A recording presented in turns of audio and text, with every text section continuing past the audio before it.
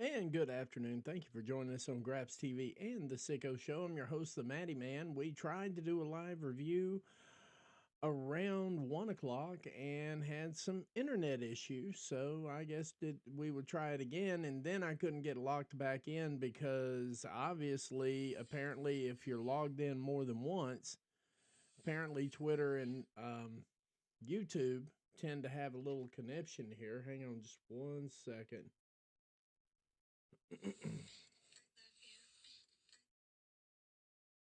So that in and of itself, we're doing good. We're doing good with it, and yeah.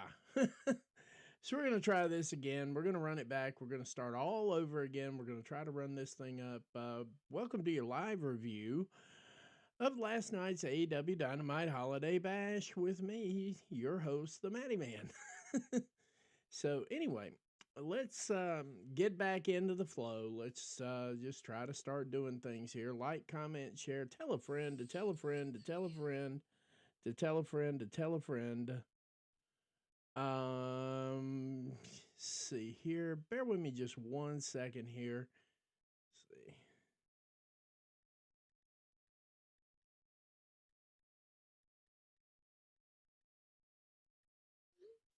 Just kind of have to drop the message every once in a while. It's not that big a deal. And you know what?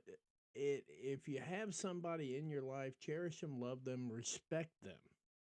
That is one of the most beautiful things that makes my relationship work the way it works right now, is because we have mutual love, admiration, and respect. Respect is a big deal. So, anyway,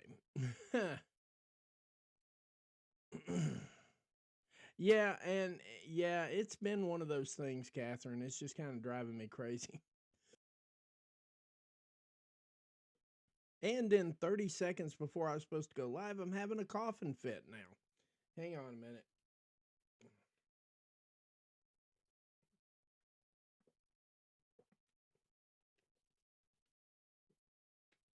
All right, let's see if that helps out with the coughing fits and all that good shit.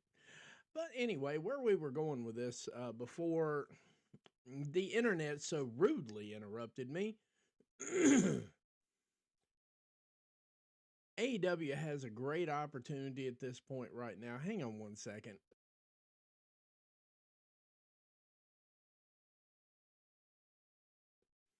Trying not to choke to death today, I promise you. AEW has a phenomenal possibility here with this Hammerstein Ballroom show. This is my pre-show thoughts here. After last night, because this is one of the things that AEW got absolutely right, the venue was perfect. We had the right size venue with the right crowd and the right people. Had almost 3,000 people in the building, and felt like it felt like it was at least 10, 15,000 people, even though I knew it was 3,000. The energy, the atmosphere, pretty much everything about that particular aspect of the show was perfect. No questions. You know, Dave LaGreca is, and I don't want to go off on a rant here, but I think what they do at that show, I will take a moment to address this. As soon as I can get this frog out of my throat, good God. Um, Dave LaGreca is a nice guy. Now, I'm not going to, I'm done with the personal shit with everybody. Dave's not a bad guy. Dave is okay, as far as I know. But honestly, that show needs to pick a lane and they need to stay in it. You know, the problem is right now, I think you're going to see a lot of this going towards AEW, at least coming down the home stretch, heading towards this television deal, because they can't derail that. It's done. TV deal's done. Can't be derailed. You can't talk it away. You can't run it away. You can't joke it away. You can't laugh it away. And you can't grift it away. So since the TV deal's done,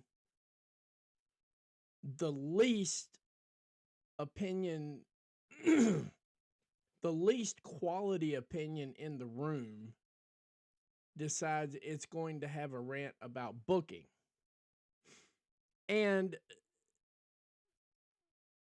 the ridiculous part about the rant, what makes the rant so flippin' almost laughable if it weren't sad? Correct me if I'm wrong, but didn't the developmental show run a show at ECW Arena? I mean, I could be wrong, but I distinctly remember an NXT show at ECW Arena not too long ago. Seems to me like it was one of the first shows they did when they moved over to CW. Now, I didn't review the show, but I did a watch along for it, and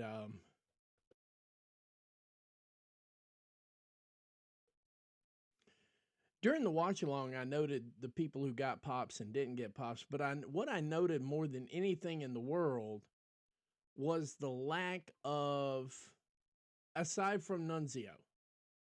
Nunzio was an out of the corner, out of the blue, didn't expect to see him coming group kind of guy. The rest of it I kind of expected. And quite frankly, they left a lot on the table with the ECW show. And exactly how much did they talk about that on Busted Open Radio in general? Forget Bully, forget names.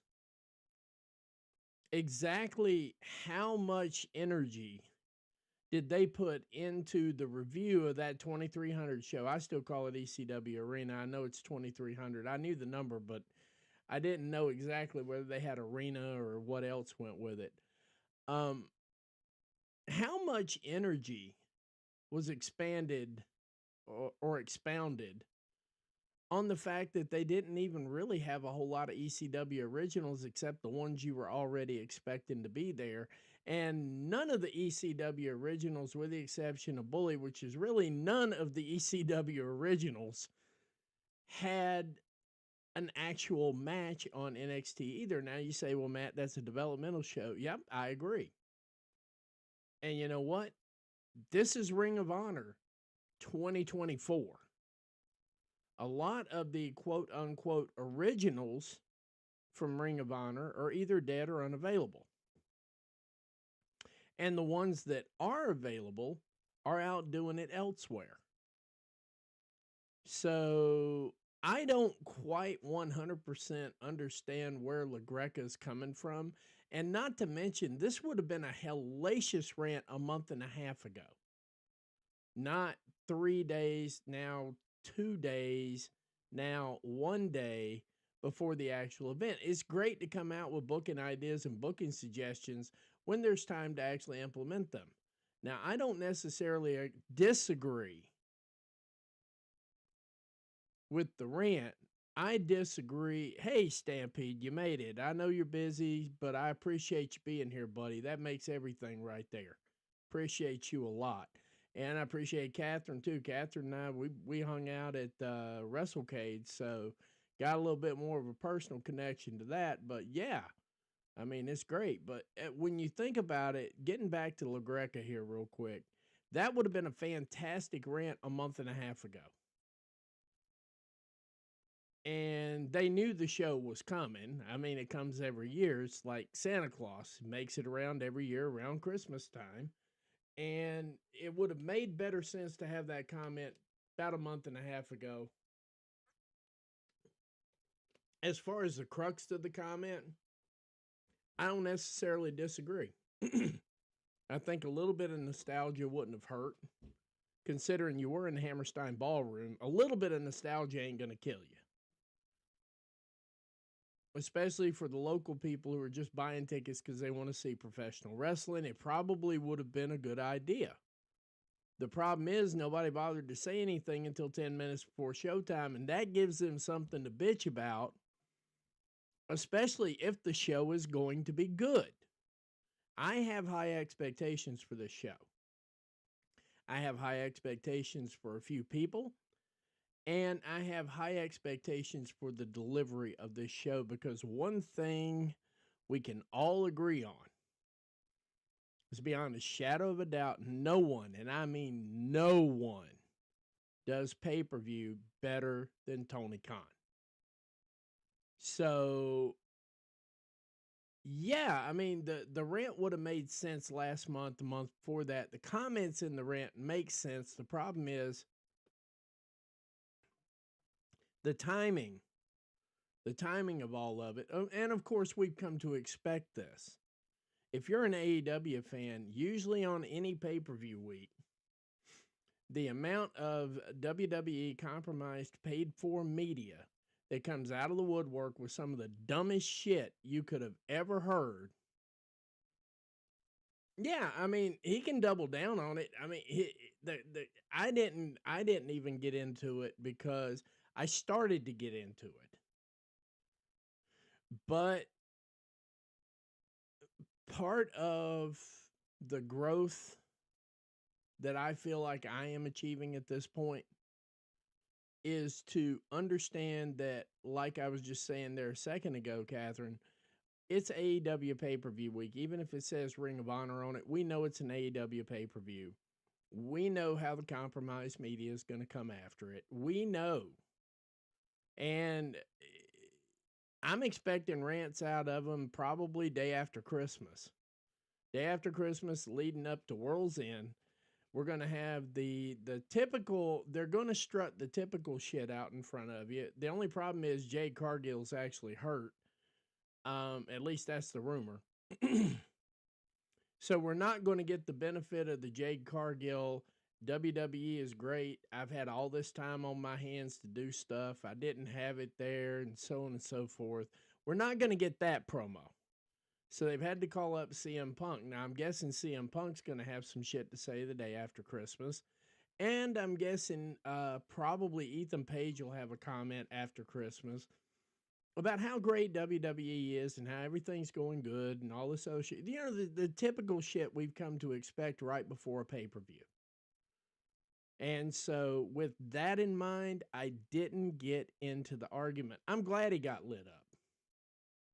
He deserves to get lit up again and again and again because Dave, one thing's for sure, Dave ain't got no balls anyway. So you could light him up all day long and all he's going to do is have a childish tantrum about it. And that's going to be the end of Dave right there. At least Bully's got a couple of chops on him, at least online. And, you know, I don't really give Tommy Dreamer any kind of a fit. If he says something, I will typically just default to what he says because he's got something the rest of that show doesn't have, and that's booking chops.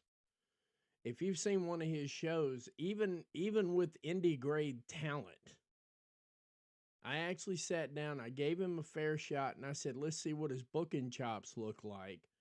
And I'm going to tell you right now, Tommy Dreamer is a hella good booker, which kind of leaves me to understand why in the world TNA is where it's at. I mean, I realize Scott D'Amore left. I get that. But Tommy Dreamer's got some booking jobs. I saw some angles he booked for his little independent show, and quite frankly, it wasn't bad. I stuck around. I gave him 2 matches. I gave him the first 2 matches. And by match number 2, I'm like, no, this guy's got it going on. So when Tommy Dreamer says something, I typically tend to keep my mouth shut, listen, and nod. And then if it's something I just really don't like, then I'm agree to disagree. Because that's about all you can be with him, because he's not dumb. Now, he may still be on the shill side of things where they're getting some kind of payola out of WWE, be it tickets, be it whatever. But the fact of the matter is Tommy Dreamer is not bad with the book. He's not bad on the mic. He's not bad in the ring at his age, which is absolutely amazing. He's only lost maybe a quarter step, at least the last one I saw. So, but when it comes to Dave LaGreca, I think he's got fandom, and I think and frankly, I think he drew the short straw. Because one thing's for sure, I don't think Thunder Rosa's ever going to do a public speak out against an AEW show while she's still working at AEW, so she's off the table. Mark Henry's turn was last week, and Bully was the week before that. So, as far as I'm concerned, Dave's just taking his turn with the short straw to have a rant about Ring of Honor, and that's really all that is at the end of the day. And I've learned to take all of them with a grain of sand. Fade, Jackass Dickhead from New Jersey, Disco Water Gun, pretty much all of them I've learned to take with a grain of salt. I will say that me and Conan got into it over a comment that Disco made the other day, because I thought, now that got on my nerves. Because he's doing the same shit that all the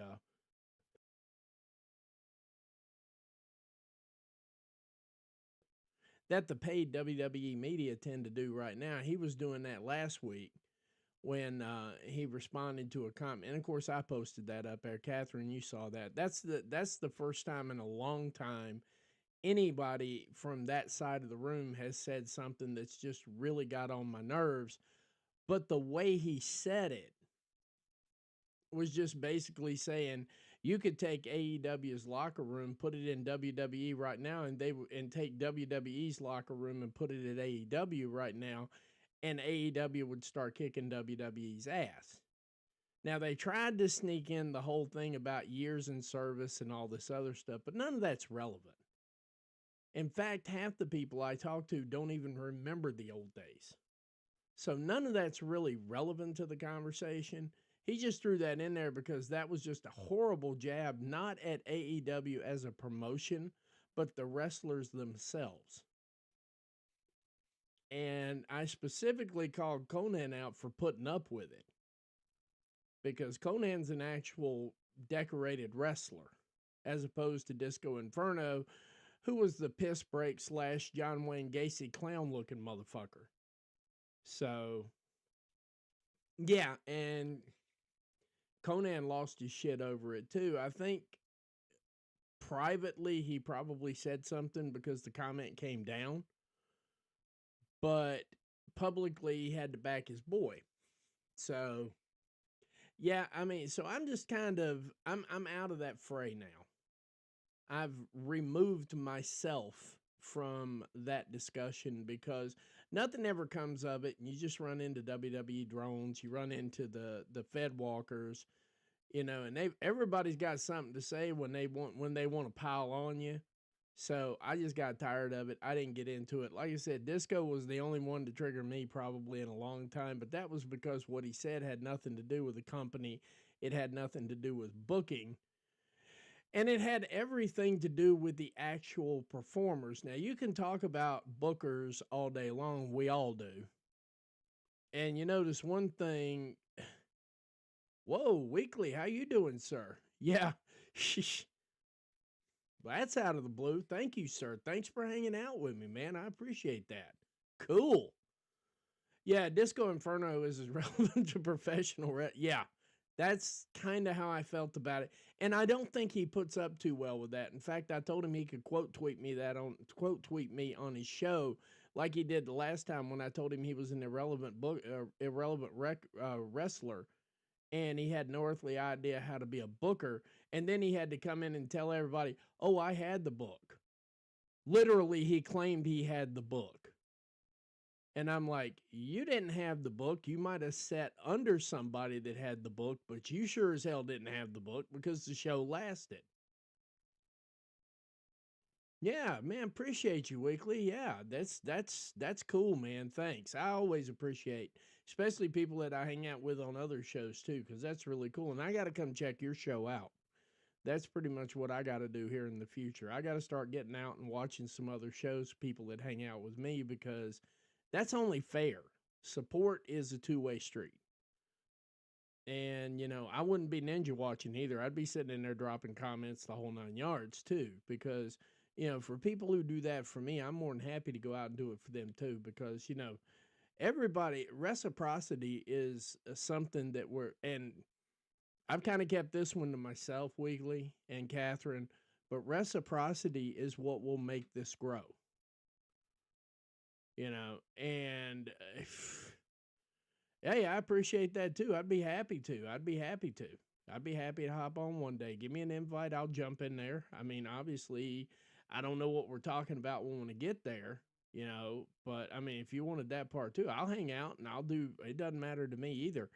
But I think that what's going to get over is reciprocity. If we all take care of each other, yes, same thing, Catherine. That's why I won't be honest with you. I have no desire to watch Wicked whatsoever. But I showed up for your show because you show up for mine all the time, and I got into it. I got into it completely. I mean, the subject matter of it. I don't like the movie for a lot of reasons. It's got nothing to do with anything except they leave out the most important part, which is at the end of it. The end of it was the most important part of The Wizard of Oz. And if you glaze over that and leave it out, then the rest of the movie just is useless to me. Yeah, community is absolutely the key. We keep talking about how, if you could get somebody to signal boost, if you could get somebody to do this, if you could get somebody to do that, how about you go out and say hi to everybody and do the same thing? Because if people start seeing the same people all the time, that's what draws them. That's where the Sean Ross Saps and especially like the bully program and all that shit, they do stuff with other people and other people see them and come back to the show, and then they see you here, they go back to that show. You can hop on this one sometime. I've been needing to have somebody to bounce stuff off of, because I do like a 2-man show more than a 1-man show, because I don't like talking all the time. I really don't. Last night was like that too. I mean, I was really tired last night, but there was a good portion of that night last night that I really didn't feel like talking. But I promised the stream to be out there, and I always deliver on my promise as best I can. But I mean, last night was just pretty much, you're like, wow, this is like a lot of awkward sight. Yeah, because I didn't feel like talking. I'd worked all day, and I'd been out doing a lot of physical labor. My job requires a little bit of physical labor. And turned out I had 29 jobs that required a little bit of physical labor. And absolutely, Catherine, you know that. We'll do this at some point in time. We're going to start having like groups on here. I just got to figure out how to do it. That's the other part of the problem too, is I don't know how to do that remote stuff. I got 3 interviews lined up and I'm afraid to do them because I don't know how to do them and get them to remote. I'm trying to teach myself. I got a buddy of mine who's going to let me hang out, and we're going to do it just to practice to see if I can actually get 2 people on like that remotely. That's the only other thing slowing me down. I've never done it, and I don't want it to look stupid on the stream. So, I just every time I'm like, I got to do this, and every day I'm like, well, I haven't learned how to do this part of it yet, so let's just hold off. So if I had people, if I got people to bounce off of, that'd be even better. I'm happy with that. Yeah, we can do that. Let's do that sometime. Bet on all that. But yeah, I mean, as far as where LaGreca goes and all that other stuff, I've gotten to the point now where I summarily dismiss every single one of them. And I've gotten really good with Disco, because Disco says some monumentally stupid shit all the time. And I swear I think he's shit posting. Some days I feel like I'm shit posting. Yeah, and that's just it. I think the format, the format of the show they've got up there, it just sounds like a bunch of guys sitting around shitting on something or praising it. There's not a whole lot of content analysis there. There's a whole lot of, well, when I was in there and I did this is how I did. Well, you're not in there anymore. You're not doing it, and this is not how they do it anymore. When I was putting furnaces in, you didn't need to have like 10,000 years of school. You didn't have to have recurring information. You didn't have to have all kinds of other education in there. You just went out there and you put the furnace in. If you blew somebody's house up, you went to jail. That's just pretty much how it goes. And you got sued. So, and, when I was building houses, this is how we built them. But they don't build them like that anymore. And it shows. And the even crazier part of all of it is, look at how many views these idiots get. I mean, hell, I have a feeling that, I have a feeling if I sat here all day and talked about how great WWE was and how it's perfect and there's nothing wrong with it, you just need to let them cook, you need to give them time, and blah, blah, blah, blah. I have absolutely no doubt that this place would be jam-packed with people waiting to hear it. But you sit down and you go, well, maybe they could do better here, or maybe they could do better there. Oh, you're just hating on WWE. I'm getting ready to hate a little bit on AEW. Not hate per se, but just point out some good shit and some bad shit. I don't see any other way to give it except for factual, you know. But the the dumbest, the dumbest. I will tell you this though, the dumbest podcast you will hear right now today that are drawing a lot of attention and they get a lot of views, anything by Jackass Dickhead. If you run into something that Jackass Dickhead said, he's got 3,000 people hanging off his every single word. And that guy is as dumb as he is stupid. I mean, that's just the bottom line. You can tell him I said that and I don't give a shit. He can't man up to me anyway. You know?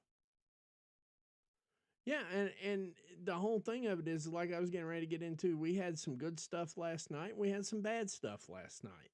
Now, the good far outweighed the bad, but the bad is bad enough that you need to speak on it. You know, and they use it for everything but what you need to use it for. Now they're sitting there talking about when the thing that I just read coming into the post here, coming into the stream, everybody's talking about Tony Khan's valuation of $2 billion. That makes sense to me. Yeah, Rene Dupree is an absolute asshole too. But now the big deal that they're going to be talking about today and tomorrow is the fact that AEW's valuation came in at $2 billion. And that's when everybody who graduated from Facebook Academy, School of Economics, or Twitter Academy, School of Economics. So, what's their profit and loss valuation? It was enough to make them a $2 billion company, you dumb fuck. That's what goes into making those. And I was really close to just saying, that's part of the valuation. People don't just roll up in a Yugo, look at something and go, it looks like $2 billion to me, and drive away. You know? And it's not TK's evaluation. No, it was somebody else's evaluation. And, it was Forbes' evaluation of it. And, of course, everybody else was like, oh, so what's their profit and loss? I'm like, that's what goes into an evaluation. Or a valuation, so to speak. And when I messed up, because I actually have a degree in international business, I messed up and actually said something that's based on education and not feels. I wound up having to delete the post, which is another reason, Catherine, why I don't even react to these people anymore, because they have an army of morons. And they so dumb, that even Forrest Gump has to stop for a minute and go, no, you're not a very smart man either, and it shows. I'm serious. I can just see Forrest Gump in the background going, what an idiot. I mean, the amount of mental gymnastics that you have to do to come up with some of these quotes blows my mind. The amount of mental sedation you have to believe what you're actually saying blows my mind. That's why, I mean, I've got red lights here, like what he calls, Mr. Starks calls their drone accountability. If I were doing one tonight, that would be it. And it's not necessarily drone accountability. I just call them what they are, fucking idiots. You know, they're not drones anymore. At that point in time, you're not a drone. You're naturally stupid. You're naturally uneducated. You're naturally stupid. And you're so full of hate and vitriol that that's the best you can come up with. But anyway, I digress. We did have a show last night. We had a good show last night. Pre-show thoughts. I'm going to go over a couple of things I thought they did right. Like I said in the earlier show, the first thing I think they did right were those two short promos from Ricochet and Will Ospreay. They were short, sweet, to the point, but that wasn't the point for me. As an older fan, soon as I saw them cutting those that way, the absolute first thought that came into my mind was watching Paul Jones back in the old Mid-Atlantic Territory times. He would get out there and he would take approximately 1 to 1.5 minutes of your time and be right back off television. He would hit the high points. He would take care of the day's matches. He would take care of the day's participants. He would make sure to talk up his stable, and he got it all done within about 1.5 minute 45 seconds, and he was right back out the door. He hit it, quit it, got the hell out. Those two promos last night really harkened back to that part of my childhood. So I can definitely tell that Tony has probably been in the library a little bit. He's probably watched a lot of game footage. He's probably watched a lot of old game footage. He probably has a tape collection, to be honest with you. I mean, if I were a billionaire and I were a wrestling fan, that'd be the next thing I'd do. I'd be hitting up eBay and buying game tape all day long and sit there and watch it. You know, if I were in his position, if I were a billionaire and I owned a wrestling promotion, you best believe I'd be sitting in libraries all day long watching shit, trying to find something not modern, not overused, not overproduced, not overhyped. Some stuff that, because the old stuff is better. I promise you, custom made from head to toe is a phrase that is stuck in every wrestling fan's head since 1977, if they're still alive, because Ric Flair usually kept it short and sweet. You know, his actual presentation might take a couple of minutes, but his intro and outro were in, out, done, out the door. And it kind of surprises me that he's gotten away from acting that way in public, but it is what it is. So, but those two promos right there, that hit really well. I found some comedic humor, because I got to think about this since the stream died the first time. I got to thinking, looking at my notes and really thinking about it a little bit more. So it's kind of good that it did die, because I had a lot more time to think. But the actual moment, and I know some people in here don't like Hangman Adam Page, and that's totally fine. But the actual moment that he crashed in on the set was absolute comedic gold. There is just no other way to put it. I have no other words for that except that it was absolutely positively comedic gold. The minute he crashed in the door and Jay White is in the middle of blasting him, turning, oh, there he is, buddy. I'm looking forward to tonight. That was total comic gold. And apparently a lot of people missed it, but, you know, I didn't miss it. That's for sure. But, yeah, I mean, that particular segment right there was comedic gold for me.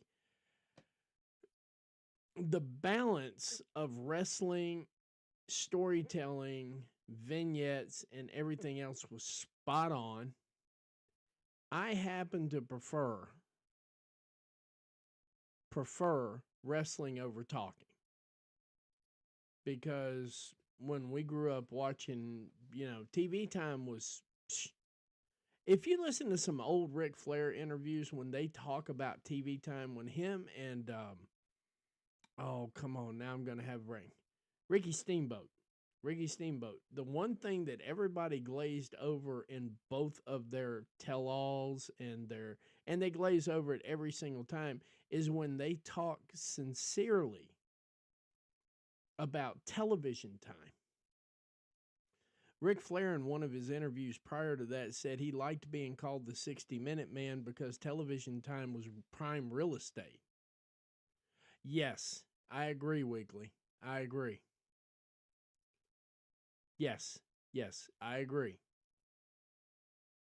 Christian Cage, Jay White, world title before Copeland returns, absolutely.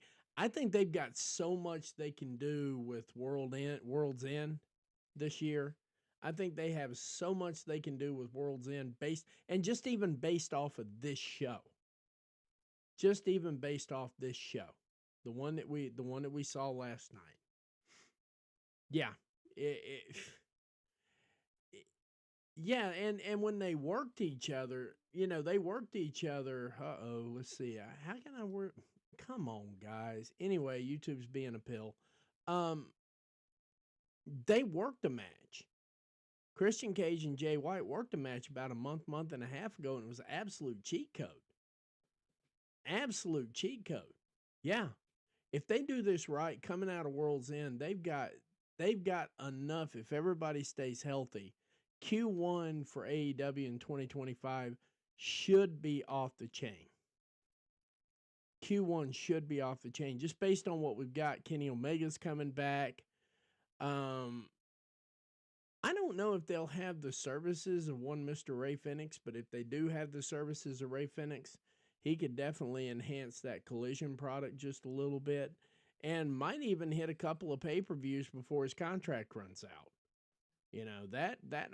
And for the record, I don't have a problem with Tony Khan keeping him on his contract. You already paid him, might as well get what you paid for. This is not a scratch and dent sale. Ray Phoenix is not scratch and dent product. He's decent product. And it would have been nice to have gotten the return on the investment, the ROI part, Yes. Yes. Yeah. See, the story's just telling itself weekly. You know that. Story's just telling itself. So, I mean, you get those. You get those two. After you get this, which I can deal with, I can do without Orange Cassidy. I really kind of hope that they do an injury angle with Orange Cassidy. That would be nice at Double or Nothing. That's actually when I started really seriously watching AEW this year is Double or Nothing.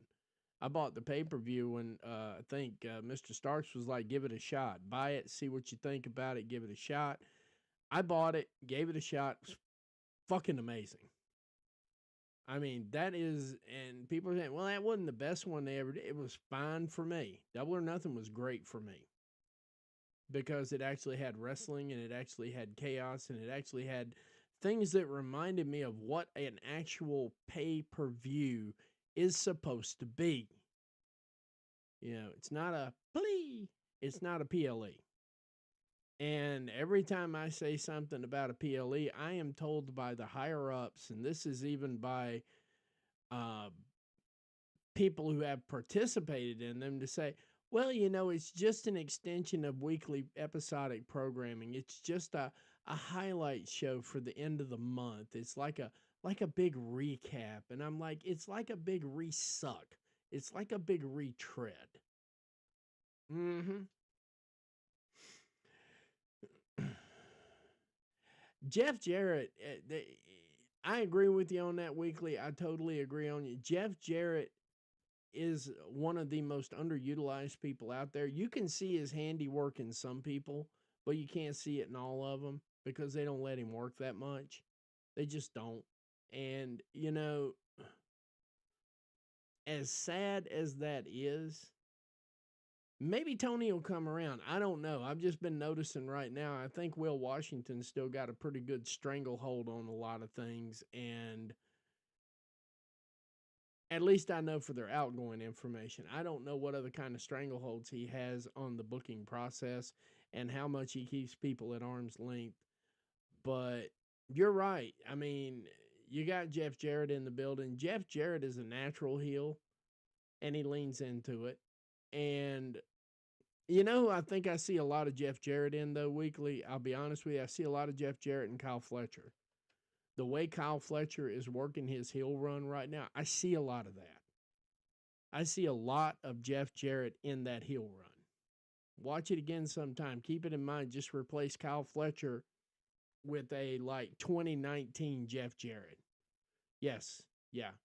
Put him with like a 2009 Jeff Jarrett. I spoke out of school on that one. Put him with a 2009 Jeff Jarrett. Put him with a 1999 Jeff Jarrett. That was a good year for Jeff Jarrett too. 99 was a good year for Jeff Jarrett. But you could superimpose those 2 decades of Jeff Jarrett on top of Kyle Fletcher, and to be honest with you, if you put them side by side and let them work matches side by side, I don't think you can tell the difference. I really don't. Just in the mannerisms, the way he plays to the crowd, the way he works, every little bit of material in the ring, outside the ring, around the announcer's table, around the crowd. You know, he's got.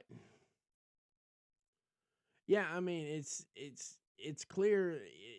Yeah, Fletcher. I mean, Fletcher to me just reminds me that Jeff Jarrett's been working on his heel work with him, because he looks an awful lot like old school Jeff Jarrett. I mean, he really does.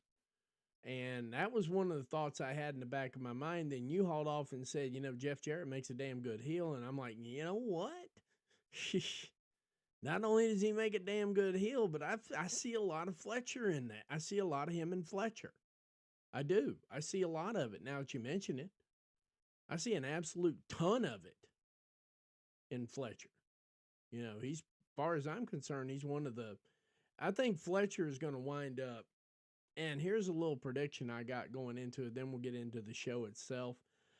The prediction that I have right now for World's End, for the Continental Classic, I don't know how they're going to get there, but it really feels like this is really starting to scramble close to a Will Ospreay, Kyle Fletcher meeting for the gold. But Kyle Fletcher is going to be in that mix. I have no doubt in my mind. I have not even one thought to it that Kyle Fletcher is definitely going to be in the mix for this Continental Classic. I'm feeling like and these are feels. This is not facts. This is just my gut instinct. My gut instinct has Kyle Fletcher, Will Ospreay in the finals, because that's how they're going to get Will Ospreay into World's End without having him do a title chase, because the title chase is going to be the Continental Classic. You know, and he's got legit and solid beef with Kyle Fletcher. Kyle Fletcher's running roughshod over the Blue League. It makes perfect sense to get Will Ospreay out of the Gold League and turn this into something. I'm just saying. You know, that's my whole thought on the whole thing there.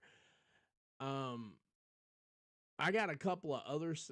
I got a couple of other scenarios that would sell, but in my mind, I don't have another scenario for the Continental Classic today that would sell it any better than have it coming down to Will Ospreay and Kyle Fletcher. And I would go one step further.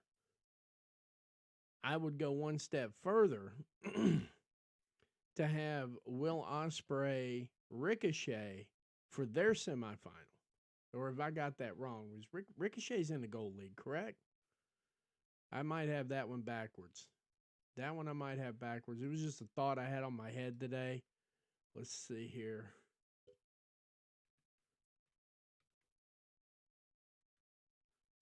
Give me 2 seconds here. The other thing about having somebody to work with, you've got somebody to look stuff up.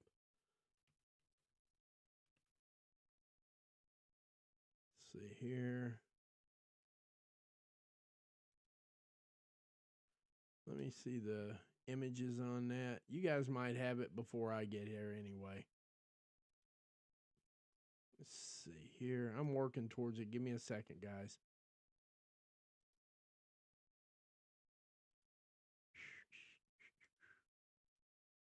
Do, do, do.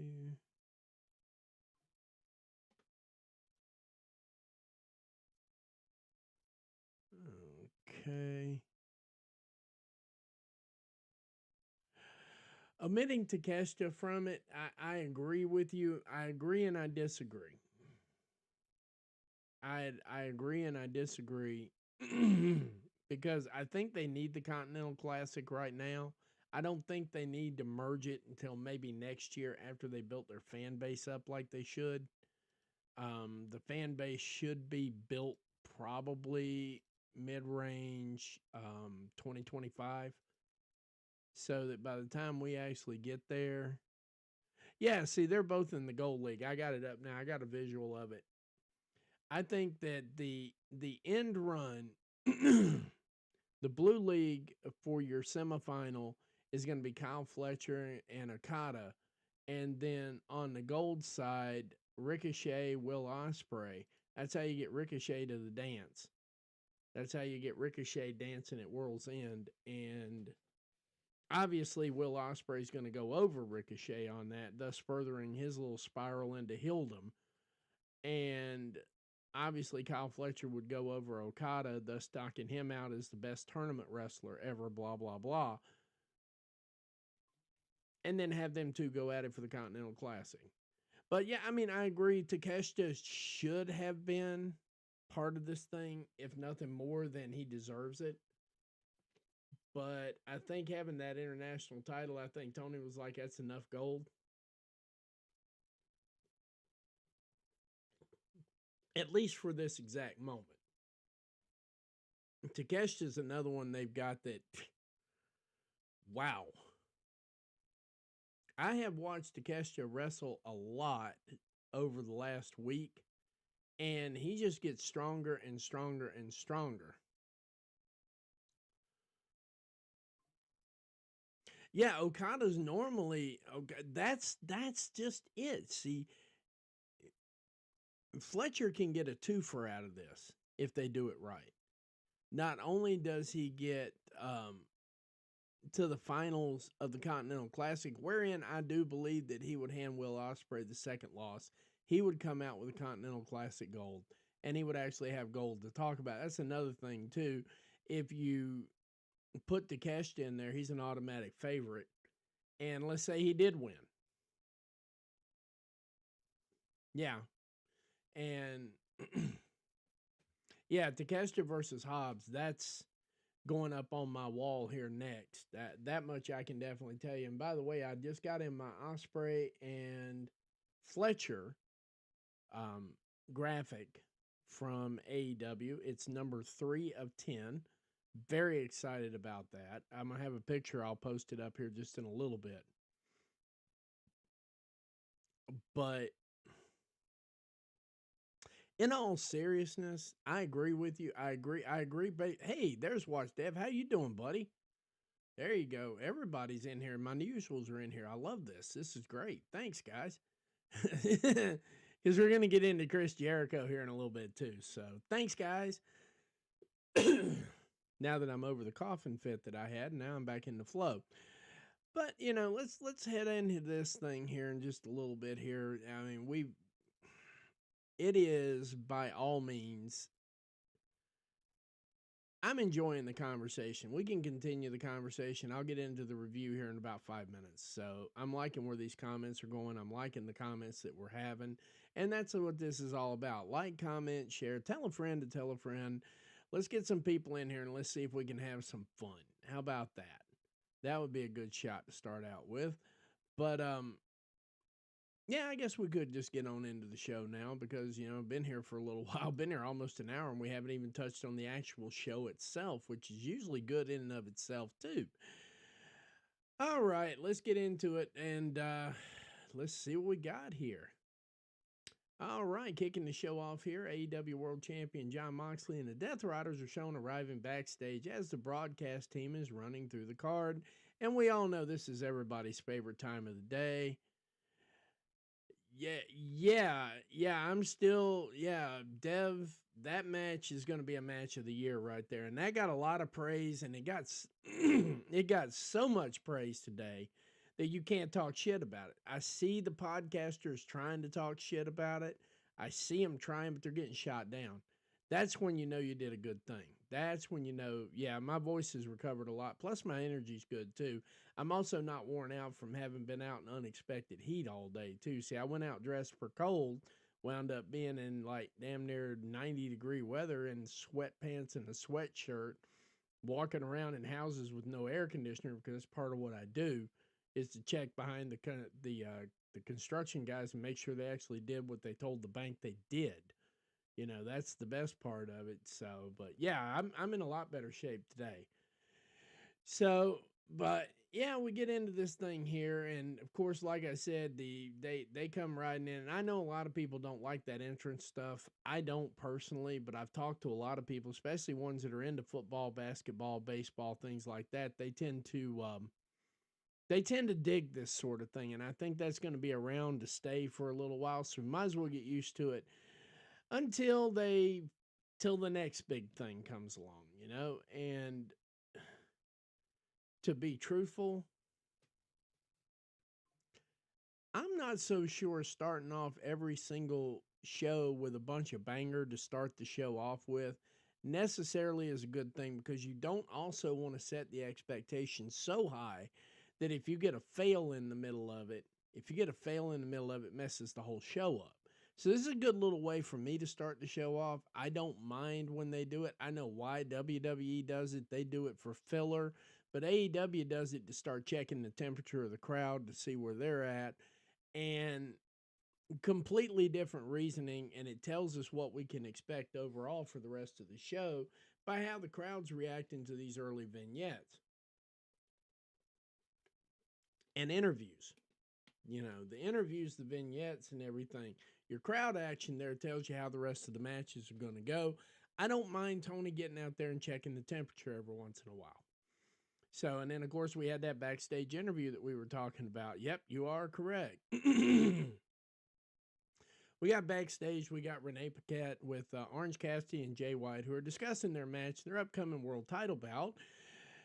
White says he's focused on the title, but he knows that he has to make it there first, so he has to rely on Cassidy and Hangman Adam Page, and then he starts going off on a rant about Hangman Adam Page just in time for Adam Page to bust through the door and just tell everybody, hey, Jon Moxley's mine. But the comedy gold here that a lot of people glazed over, that I did not glaze over on this, and I didn't do it on the first show, so I'm picking it up with the same energy on this show. One of the things I found absolutely fascinating about this, and apparently everybody else missed it but me, but Jay White is in the middle of a fucking tirade about Adam Page. Not necessarily as, it wasn't a Dave LaGreca kind of tirade, but there was a tirade there going on. And the minute that Hangman Page busts through the door, he turns around literally in mid-sentence. There he is. How you doing, buddy? That kind of stuff. So he went from talking shit about him to the minute the door opened, like, hey, buddy, how's it going? Does that not happen to you at the job site every single damn day? That was a beautiful golden segment right there that everybody just completely missed. It's one of those Jay White-isms amongst many of the accolades I'm going to have for him when we get to that point in the show. One of the Jay White-isms is not only can he pivot on a dime in the ring, he can pivot on a dime on the mic, and that is comedy gold. That is promo gold. It doesn't matter how you slice that bad boy up. Comedy and promo gold all in the same sentence right there. Just, I mean, it was perfect. Hangman Adam Page busts through the door to tell everybody that Moxley is his. And the moment he busted in the door, excuse me, White went from talking shit about him, just like they've been friends for years and they were heading out to get a beer. I thought that was absolutely funny. I thought, and if you're on the watch along last night, you saw me kind of chuckle about it. That's what I was chuckling about in that particular scenario, because Jay White went from 80 to 0 like he saw a state trooper, and it worked. Jay White, beyond a shadow of a doubt, is the world champion. Now, I realize we like Christian Cage. I think he needs to touch the title a little bit too. But Jay White, when he finally gets that title on him, all of this is going to make sense. Everything Jay White's been doing for the last 6 months, including the things he hasn't been doing, like when he wasn't in the ring, when he was hurt, everything he's been doing for the last 6 months is going to make sense.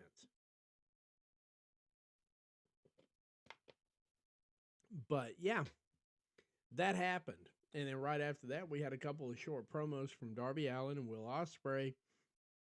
Which, if you were here for the original pre-show, I've already glazed that enough. But really, an old school feel. Kind of felt like, once again, for people who just, MJF and time skip Tony Storm. I like that. MJF. Yeah, MJF. It really gave us an old-fashioned NWA territory feel. The way they did the way they did those promos, and I think I even called that out too. Yeah, Jay White is, and he's also, now when people throw that tag around generational talent, Jay White is that guy. Jay White is a generational talent. I don't care how old he is. I don't know how old he is. I don't care how old he is. That guy right there, him and Christian Cage could fight for 3 hours in a row and nobody would leave. So, I mean, that's props for Christian Cage, but having watched Christian Cage and Jay White go at it, I think they could fight for 3 hours straight on a pay-per-view and nobody would leave.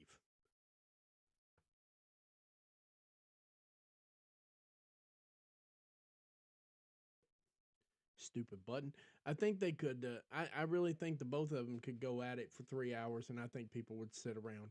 I think they would sit around watch, and I don't think the crowd would get tired of it. I really believe they could fight forever. I really do. But these two promos that these guys cut were absolutely amazing. Darby Allin with his "It's Showtime" promo, and of course Will Ospreay with "It's Time for Warfare" and he's on another level.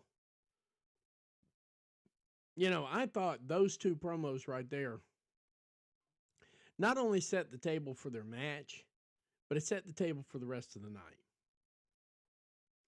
And it told us that's what we were going to get. That in combining with, John Moxley, Death Riders, Jay White, Orange Cassidy, Hangman Adam Page, Renee Paquette. Then these two promos right here set the mood to say that we're going to take this slow. We're going to give you some wrestling. We're going to give you enough wrestling. We're going to give you enough information. We're going to give you everything you need. And we're going to go on about our night because we got something big we're working on Friday and Saturday, and all this is going to feed into one thing. It's all going to feed together. That's how I felt about it. That's how I felt about the whole thing. It was just absolutely off the chain good. It was that good. And it needed to be that good. Because if we knew then what we know now, those two short promos hit completely different after you watch the match. Yeah. Yeah, Christian and Shibata, that was their first time last night too. Absolutely. So, then right after that, we had Mercedes Moné and Anna Jay kicking off the show. And Mercedes Moné, once again,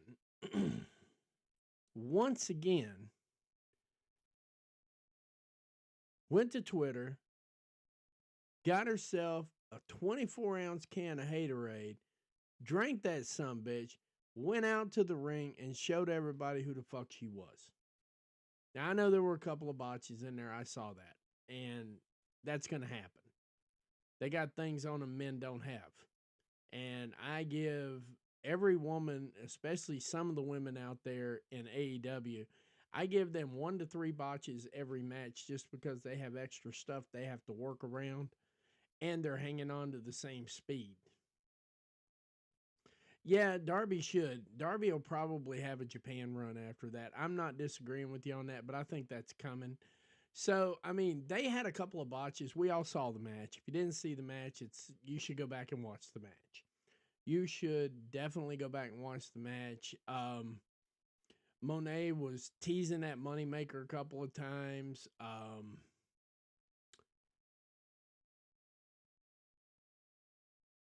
She locked in the Queen Slayer This is the one botch I will point out in the match. She locked in the Queen Slayer, and it was so obvious with where she chose to lock it in that you automatically knew that rope grab was going to happen. That's my only criticism of this match. Otherwise, style, talent, performance. This is a 7-star for me. This is. It's not to the level. Yeah, Anna had me believing she was going to win too, and that's the best part of it. Mercedes Moné has a way of selling. Yeah, Mercedes, and she did it with the New Japan She did it with the New Japan pay-per-view this weekend on Sunday. I thought her opponent, and I'm not even going to try the name right now. Whoa, I hope they had over 600K viewers last night. I hope they had 700K, but I hadn't looked at the report yet. I'm not even going to try her opponent's name from there because I'll butcher the shit out of it because I haven't said it enough yet. But I really felt like she used the exact same. If you watch Sunday night and you watched how she got to the conclusion Sunday night, and then you brought that into Wednesday, how can you not? I mean, mic work, let's deal with the mic work on a different level at another time. That's another conversation. Yeah, I can't. Hazuki, I don't know if it sounds like Suzuki with an H, but yeah, Hazuki. I was actually believing she was going to win on Sunday night. I was thinking, okay, she's going to take the New Japan title off of her. Then Mercedes is going to come in Wednesday, drop the TBS title to Anna Jay, and immediately jump into a feud with Mariah May. That was my thinking coming into Wednesday. Or actually coming into Sunday. When she didn't lose to Izuki, yeah, I actually signed up for New Japan Pro Wrestling just to get that match. I signed up specifically just for that match. It's $10. It ain't gonna kill me. The way she went about in this match last night was almost identical to the way she told the same story Sunday night, and it had the same result. The difference is she tweaked it a little bit last night. And once again, we were all sitting there going, you know what? Anna Jay could pull this thing off. Mercedes Moné gets in the ring day in, day out, night in, night out, makes everybody look like $1 million. They make her look like $1 million. I don't know why anybody has a problem with Mercedes Moné. Even if I didn't like her, which is not the case. Even if I did not like her, I would have to appreciate, especially the last couple of days of her work, the week before that, the pay-per-view before that. The pay-per-view. She is progressively becoming, right before our very eyes, and I hate to say this to the rest of the women out there, but she's on a different level. She really is. And if anybody could say that besides Will Ospreay, Mercedes Moné could definitely say that she's on a different level of every other female competitor out there doing this today at all, period. And I stand on that. I don't see why in the world no one has. I don't think that's going to happen, Deb. But we'll take a look when it comes there. I think I got to think that Mina's got to get past the current challenge to get to her for that. And I know that means she's probably going to win so they can keep the match going the same way. But I don't see Mercedes picking up that Rev Pro title. I don't see her picking it up. If they had displayed it, if they gave it even a marginal amount of display on AEW, which they haven't yet, I'll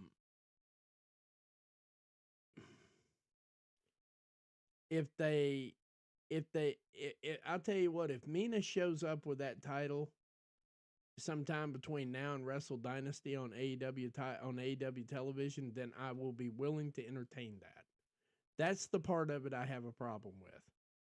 I mean, personally, if you're asking me, titles aside and everything else, yes, I think Mercedes beats Mina easily.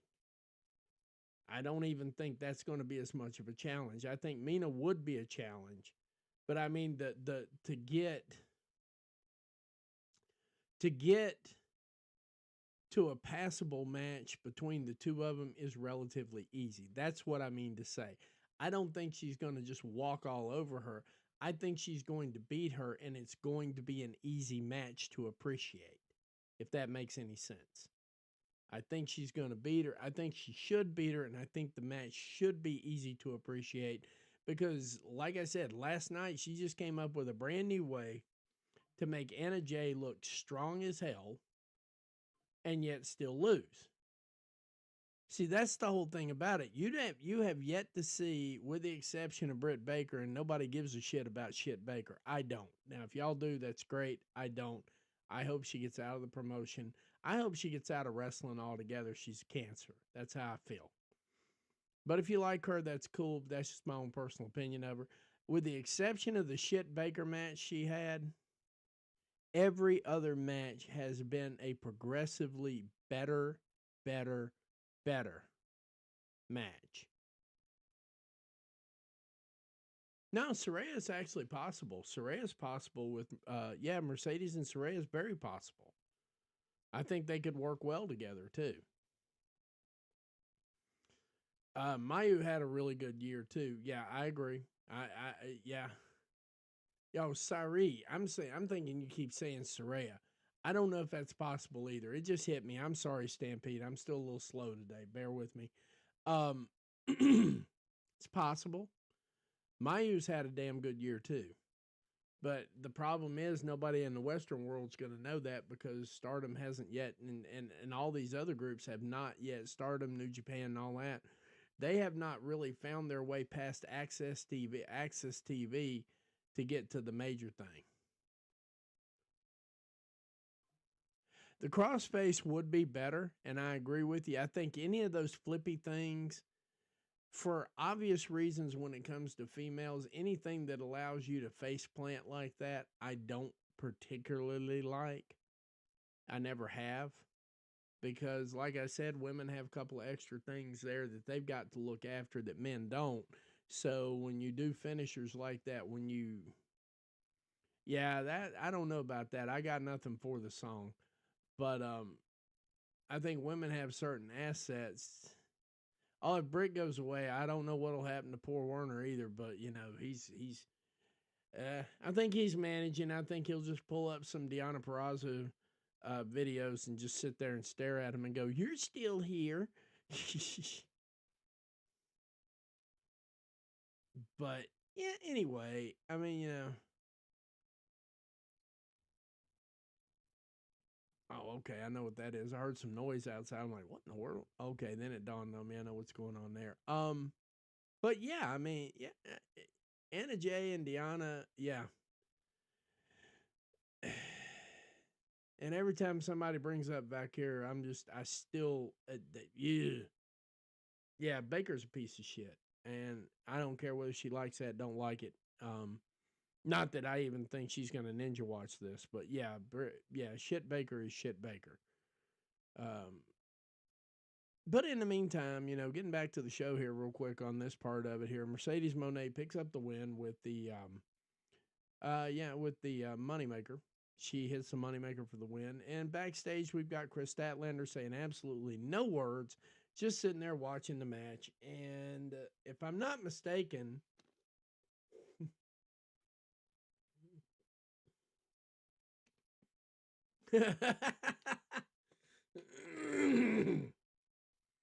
see, you need to pick that fight on Covalent TV. That'd be hilarious. I'd love to see you pick that one.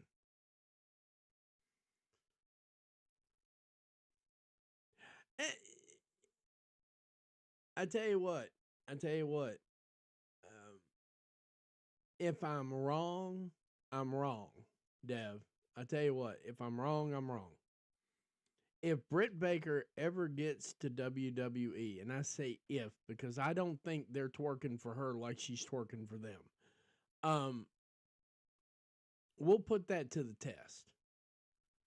I don't know that it's Britt needing to tangle with a different roster, but if she goes there and makes something of herself, I'll be the first person to get on this show and say, you know what, I missed it.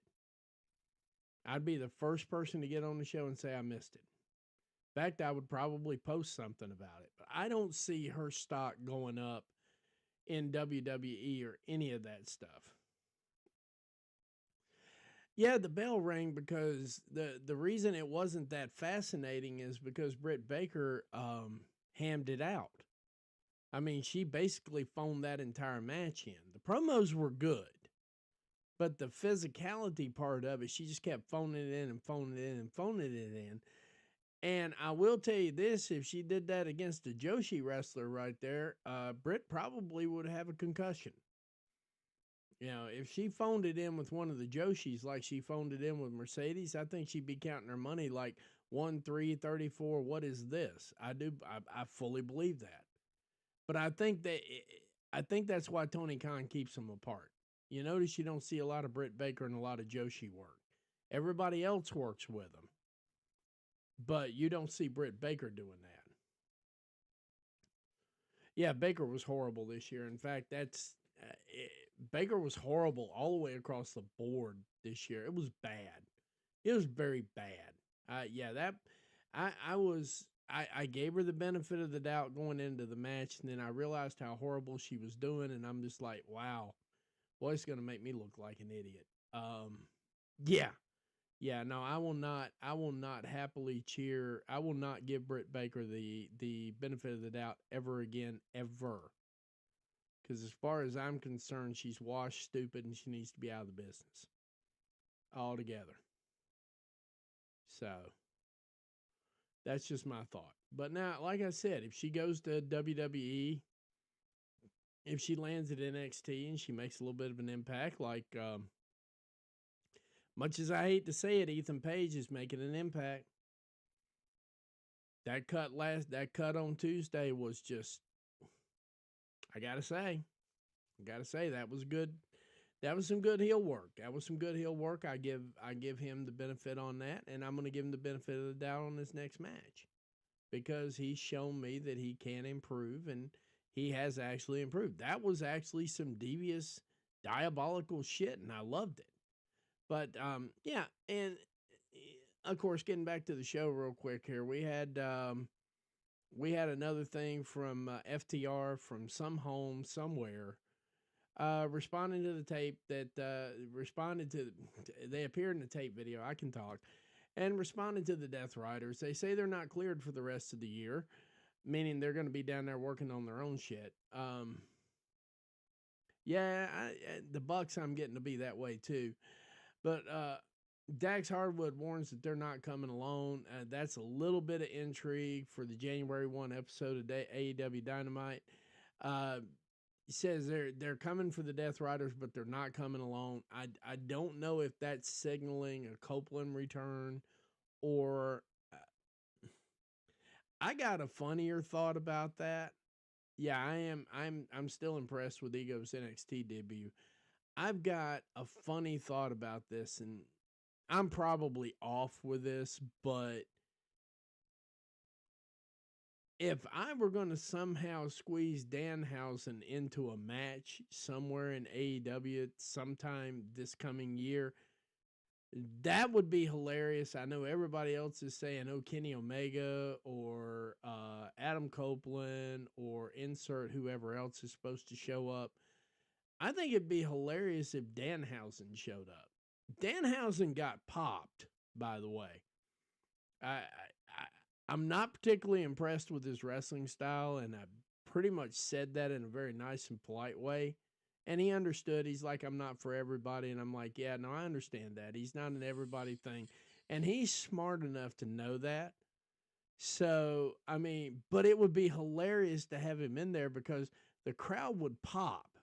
He still gets good pops in North Carolina. So I think that might be a good show up. But we don't know who the mystery partner is going to be. I'm going to escape this whole MJF promo because it was stupid and shitty and it was idiotic. You know what? Ricky could work. And I would like to see Ricky get in the ring.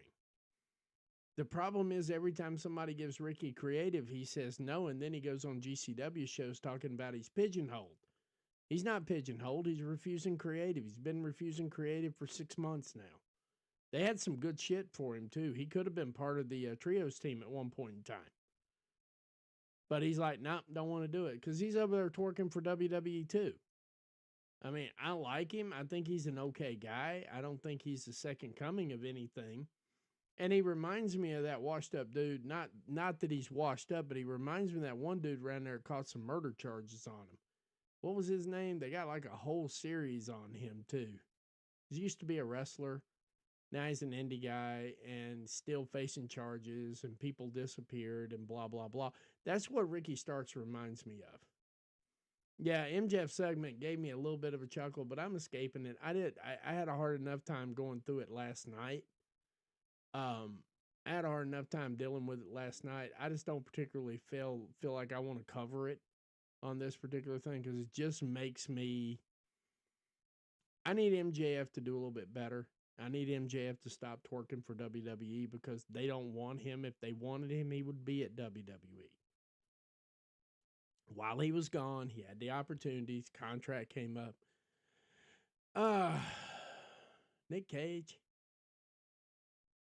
I don't know what that's in reference to. It's just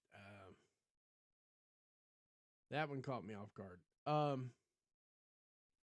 But yeah, no, I mean, I would love to have Ricky Starks work, but Ricky Starks has got to want to go out there and work. And if he doesn't want to go out there and work, and his answer is to go on another show and talk shit about AEW literally across the street from the pay-per-view, I don't have time for him. I don't. I have the same.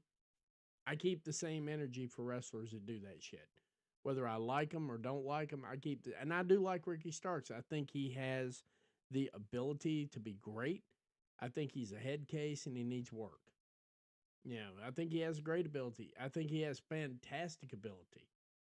You know, I think yeah. So, I mean, if they did that now, Ricky Starks might be able to go to a GCW show now. I think they've made Nicey Nice there somewhere. So maybe Ricky Starks can get to a show.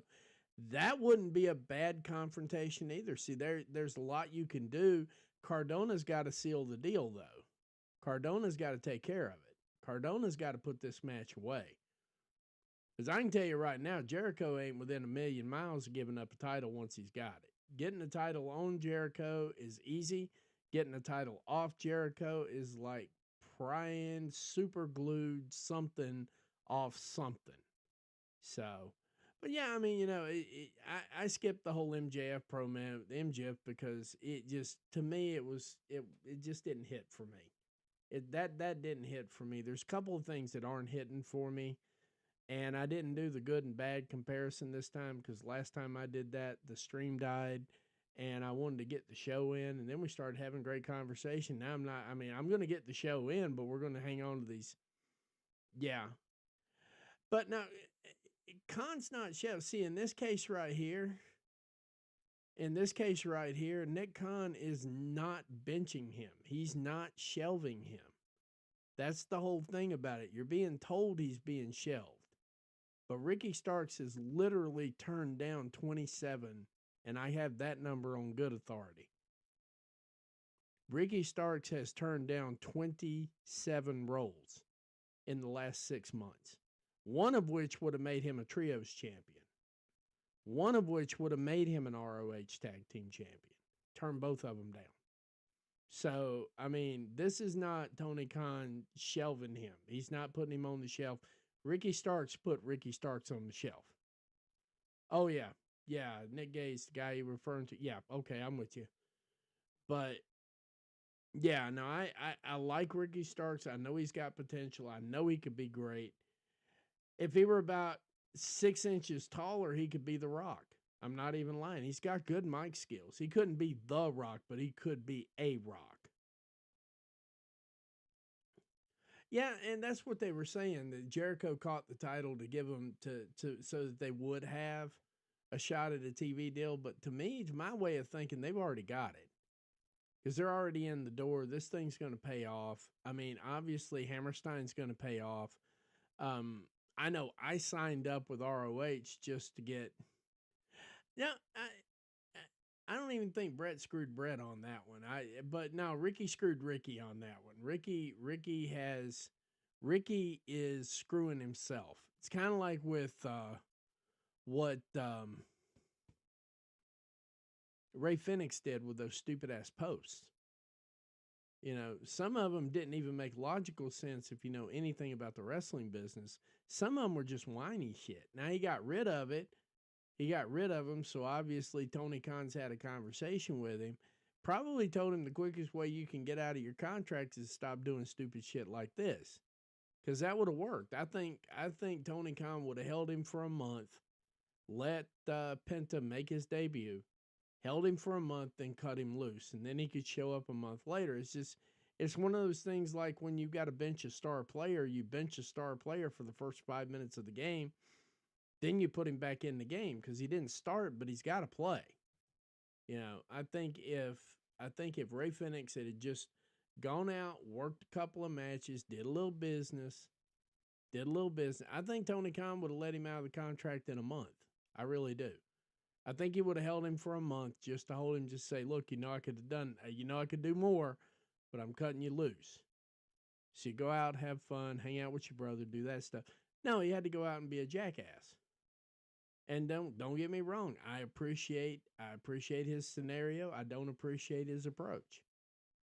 I appreciate I appreciate Ricky Starks. I don't appreciate his ego.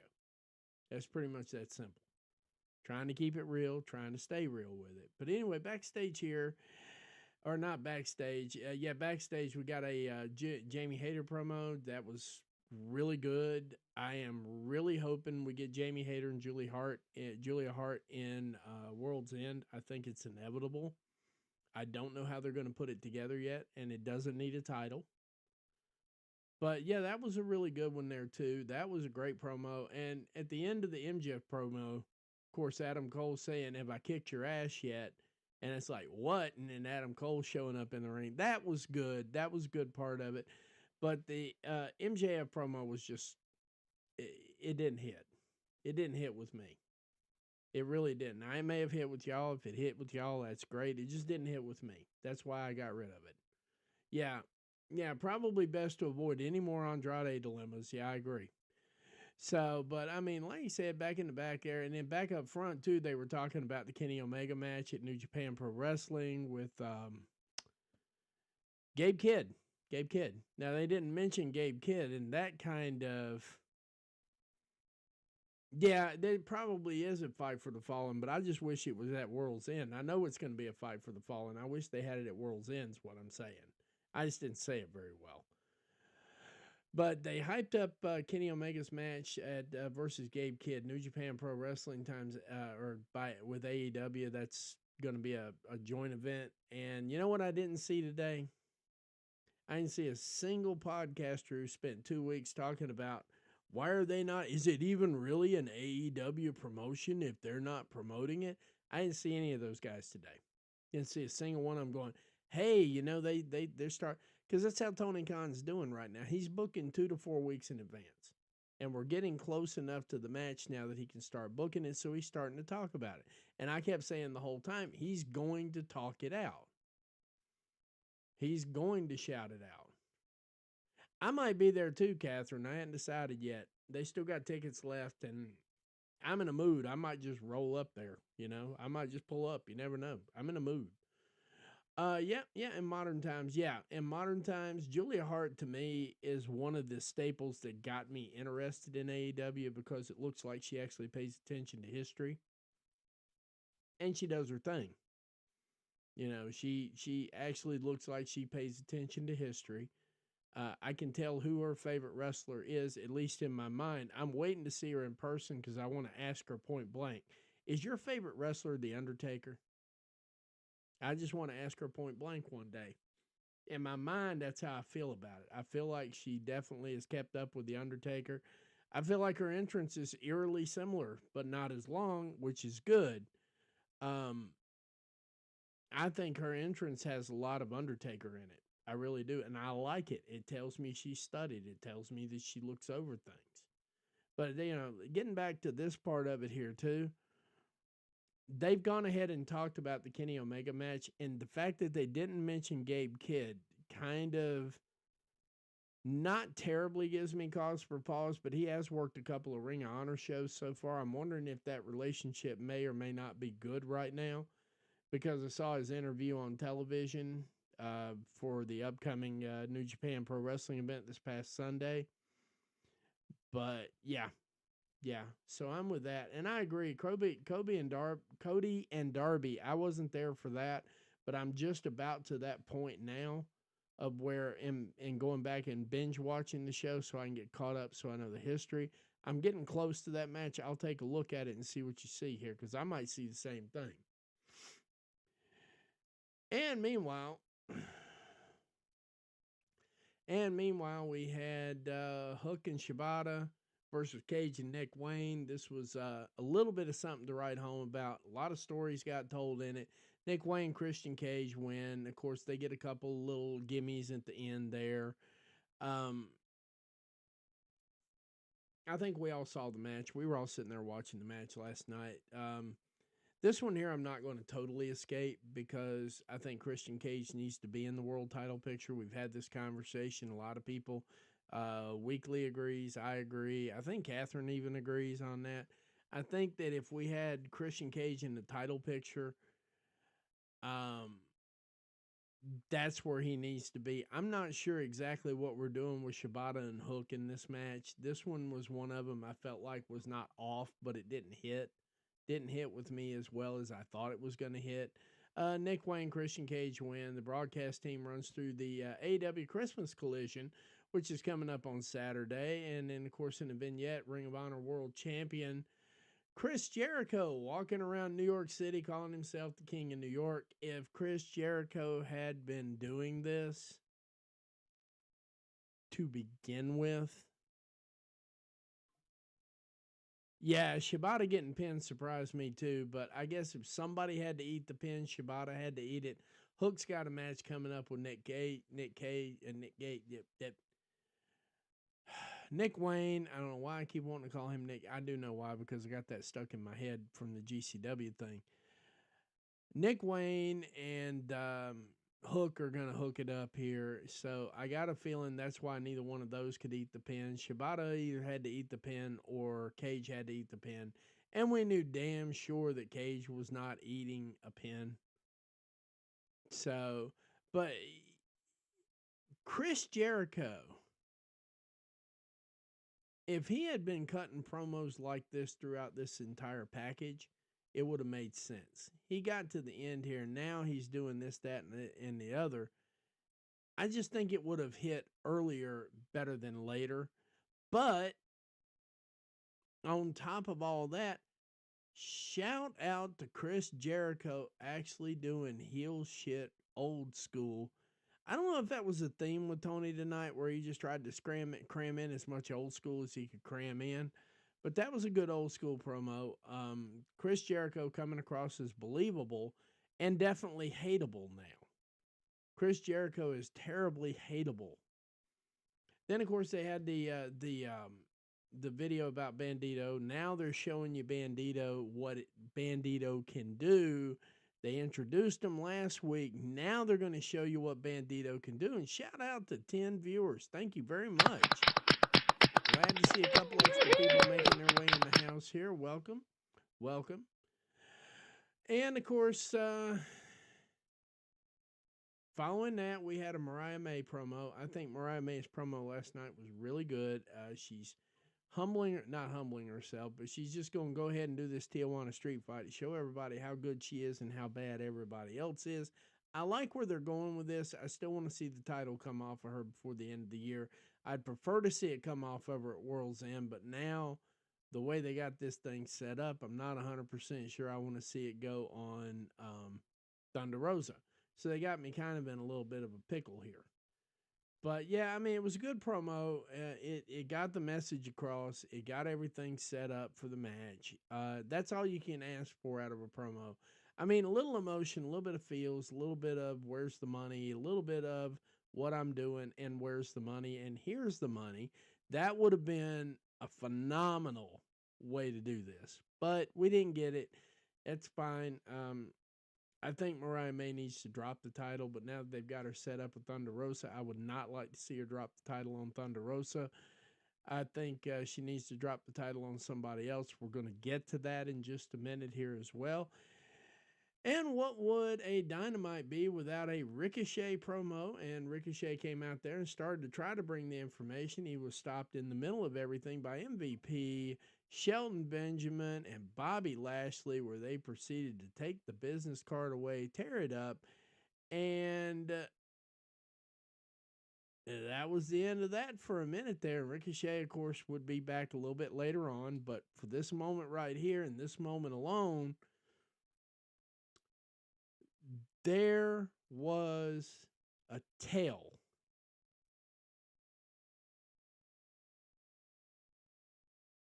And MVP never actually called Ricochet a kiss ass.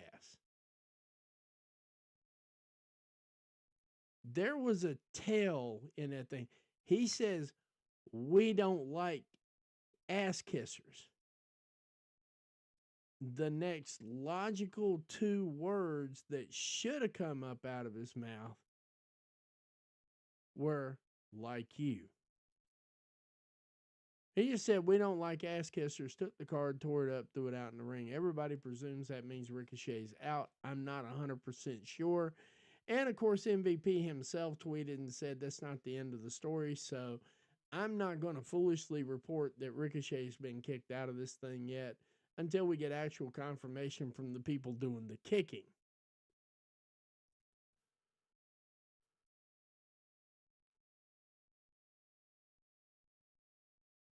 And overall, the Continental Classic match between Beast Mortos and Shelton Benjamin that followed after that, it wasn't a complete cheat code. It wasn't a mini cheat code, but it wasn't just a passable match. It was a very good match. And of course, now we're obviously sure that Beast Mortos has been mathematically eliminated because he is now 0-3 and getting ready to be 0-4 at the end of this particular match here because Shelton Benjamin would pick up the pin. And I want to call it a cheat code. I want to call it a mini cheat code, but I want to call it a fantastic match because I don't really see that it had a whole lot of what I would consider a cheat code in there.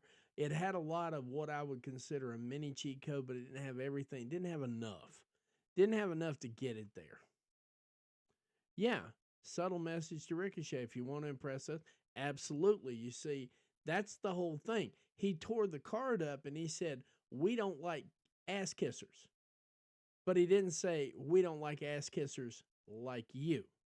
If he'd have said, we don't like ass kissers like you, I could see the fallout. I could see the crash. I could see the meltdown. And then, of course, like I said, with MVP coming online and saying, we're not done yet, basically. And I'm paraphrasing him on that. We're not done, basically.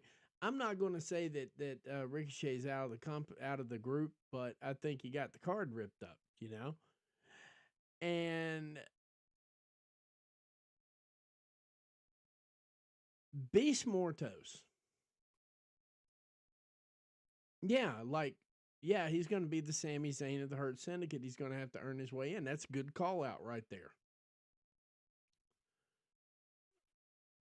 Yeah, like Leo Rush. Leo Rush is definitely going to be in the Hurt Syndicate. That's going to happen. He's going to flip on action. That's going to be the end of that. He's going to go full heel. Beast Mortos. Beast Mortos, beyond a shadow of a doubt, is quite frankly the best worker I've ever seen in this business. I thought Rocky King was the best worker I'd ever seen in this business. If you don't know who Rocky King is, he's a skinny little dude They used to work a lot of the old Mid-Atlantic matches, but he made everybody look like $1,000,000 while getting the absolute shit beat out of him on a regular basis. Beast Morto's not necessarily getting the complete shit beat out of him, but he's definitely making everybody look like $1,000,000. And what more can you ask for out of somebody than to do just that?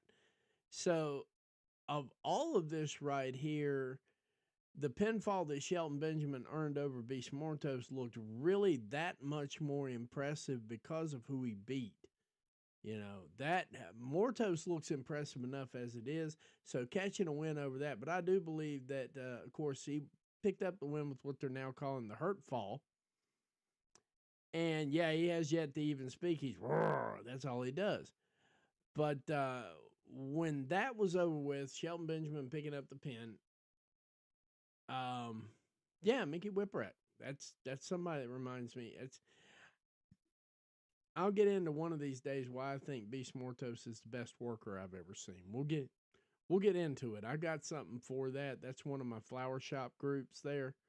I've got a show called the Flower Shop where I go over certain wrestlers that should be getting their flowers and they're not getting their flowers. I've got it, and we call it the Flower Shop. About once every 3 or 4 months, I put together a show for that, and I put it out there. I've got a couple of them up there. They're pretty cool. Put a lot of information in there. Put a lot of research into it before I go to the show. So it's literally just to make sure that I haven't forgotten what I think I haven't forgotten. But yeah, I mean, Shelton Benjamin picking up the pin, what they're now calling the hurt fall. Then backstage, not to be outdone by his previous performance, we had Ricochet back there trying to cut a promo again. Swerve Strickland comes in, busts that one all up. That was absolute comic gold. That was comic gold too. At the end of it with him saying, "And I'm not bald." Oh my God, that was killer. And then not to be outdone by anybody, Tony Storm, Alzheimer Tony Storm shows up to be interviewed by RJ City in the room. Tony said she loved wrestling, rock and roll, and the grind. Storm said it actually led her here to AEW, and then RJ was trying to figure out. RJ was trying to actually do interview shit, and it wasn't working. And so finally, at the end of that thing, he's like, "What do you think about timeless Tony Storm?" And then they went straight away from that. Ask a whole bunch of questions like, what do you think about Saraya, Mercedes Moné, Mariah May? And, Tony had nothing but great things to say about him, how happy she was to be working at AEW.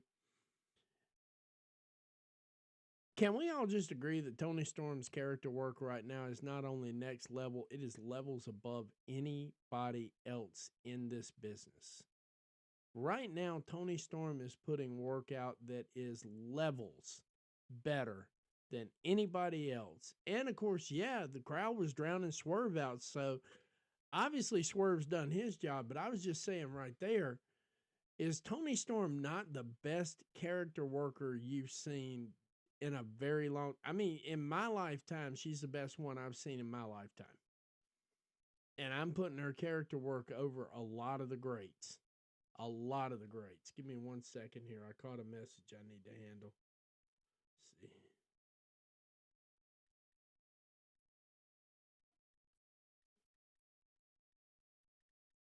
All right, that's handled.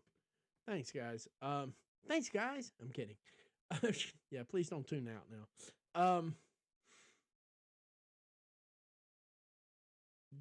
Timeless Tony Storm. Yeah, that's what I'm saying. Tony may be the best character work I've ever seen, and I've seen a lot. Me and Stampede have seen a lot. I mean, I don't know what all he was into, or her, he, her. I don't even know if it's a he or her. I don't care. I don't know what all Stampede was into, but I've seen a lot of AWA. I've seen a lot of WCCW. Seen a lot of WCW, NWA, Florida, Mid-South. I've seen a lot of characters come and go. Plus, I was there for the original WWF when Vince McMahon took over in the 80s. I don't know of any other character that I have ever seen that does better character work than her. Yeah, And when everybody gets mad, and they're like, "What do you mean Tony Storm's the best women's wrestler out there? What about Liv Morgan? What the fuck about her?" Name one Liv Morgan character job you've seen that's going to be as memorable as this. Name one. I'll wait. On that, I'll wait. Now, I'm a big fan of Rhea Ripley, too. I think Rhea Ripley's the best thing WWE's got to offer in the women's division. But you name one character job she's done that's even in the same zip code as what we're seeing with Toni Storm right now.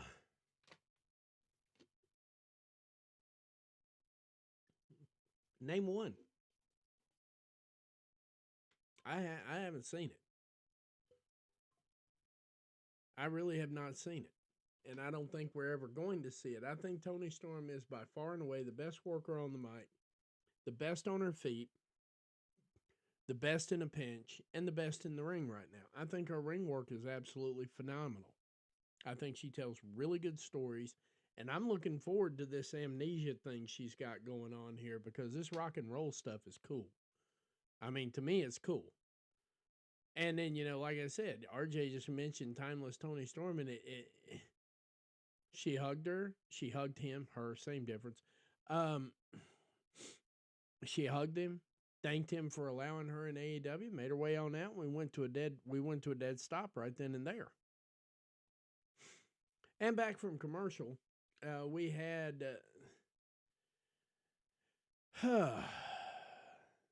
coming back from commercial after we were just blessed with some of the best character work we've ever seen.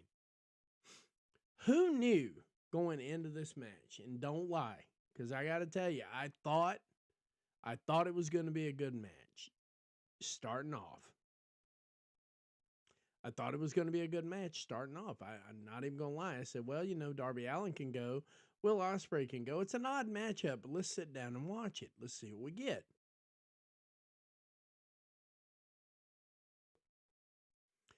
Who thought that match was going to cook at that level? I sure as hell didn't. As it was coming together, I was like, I almost feel like that Tony Khan looked at both of them on the way out from Gorilla and just said, you know what, just go out there and have fun, tear the fucking house down. You can do it. Go out there. No limitations, no nothing. Do whatever you want to do. Get all your shit in. Just tear the house down. And that's exactly what they went out there and did. That match started off with holy shit. Because it should have started off with holy shit. Because once you felt the energy, once that bell rang, once they started getting into the grappling part of this whole thing, the entire dynamic of the night changed. I mean, we talk all the time about what was the moment on the wrestling show that made you want to hit the power button and turn the TV off. This is the moment in the wrestling show, the wrestling part of a wrestling show that you are looking at with your eyes, and instead of saying, I want to change the channel, you're yelling around, everybody shut up so I can hear this, so I can feel it.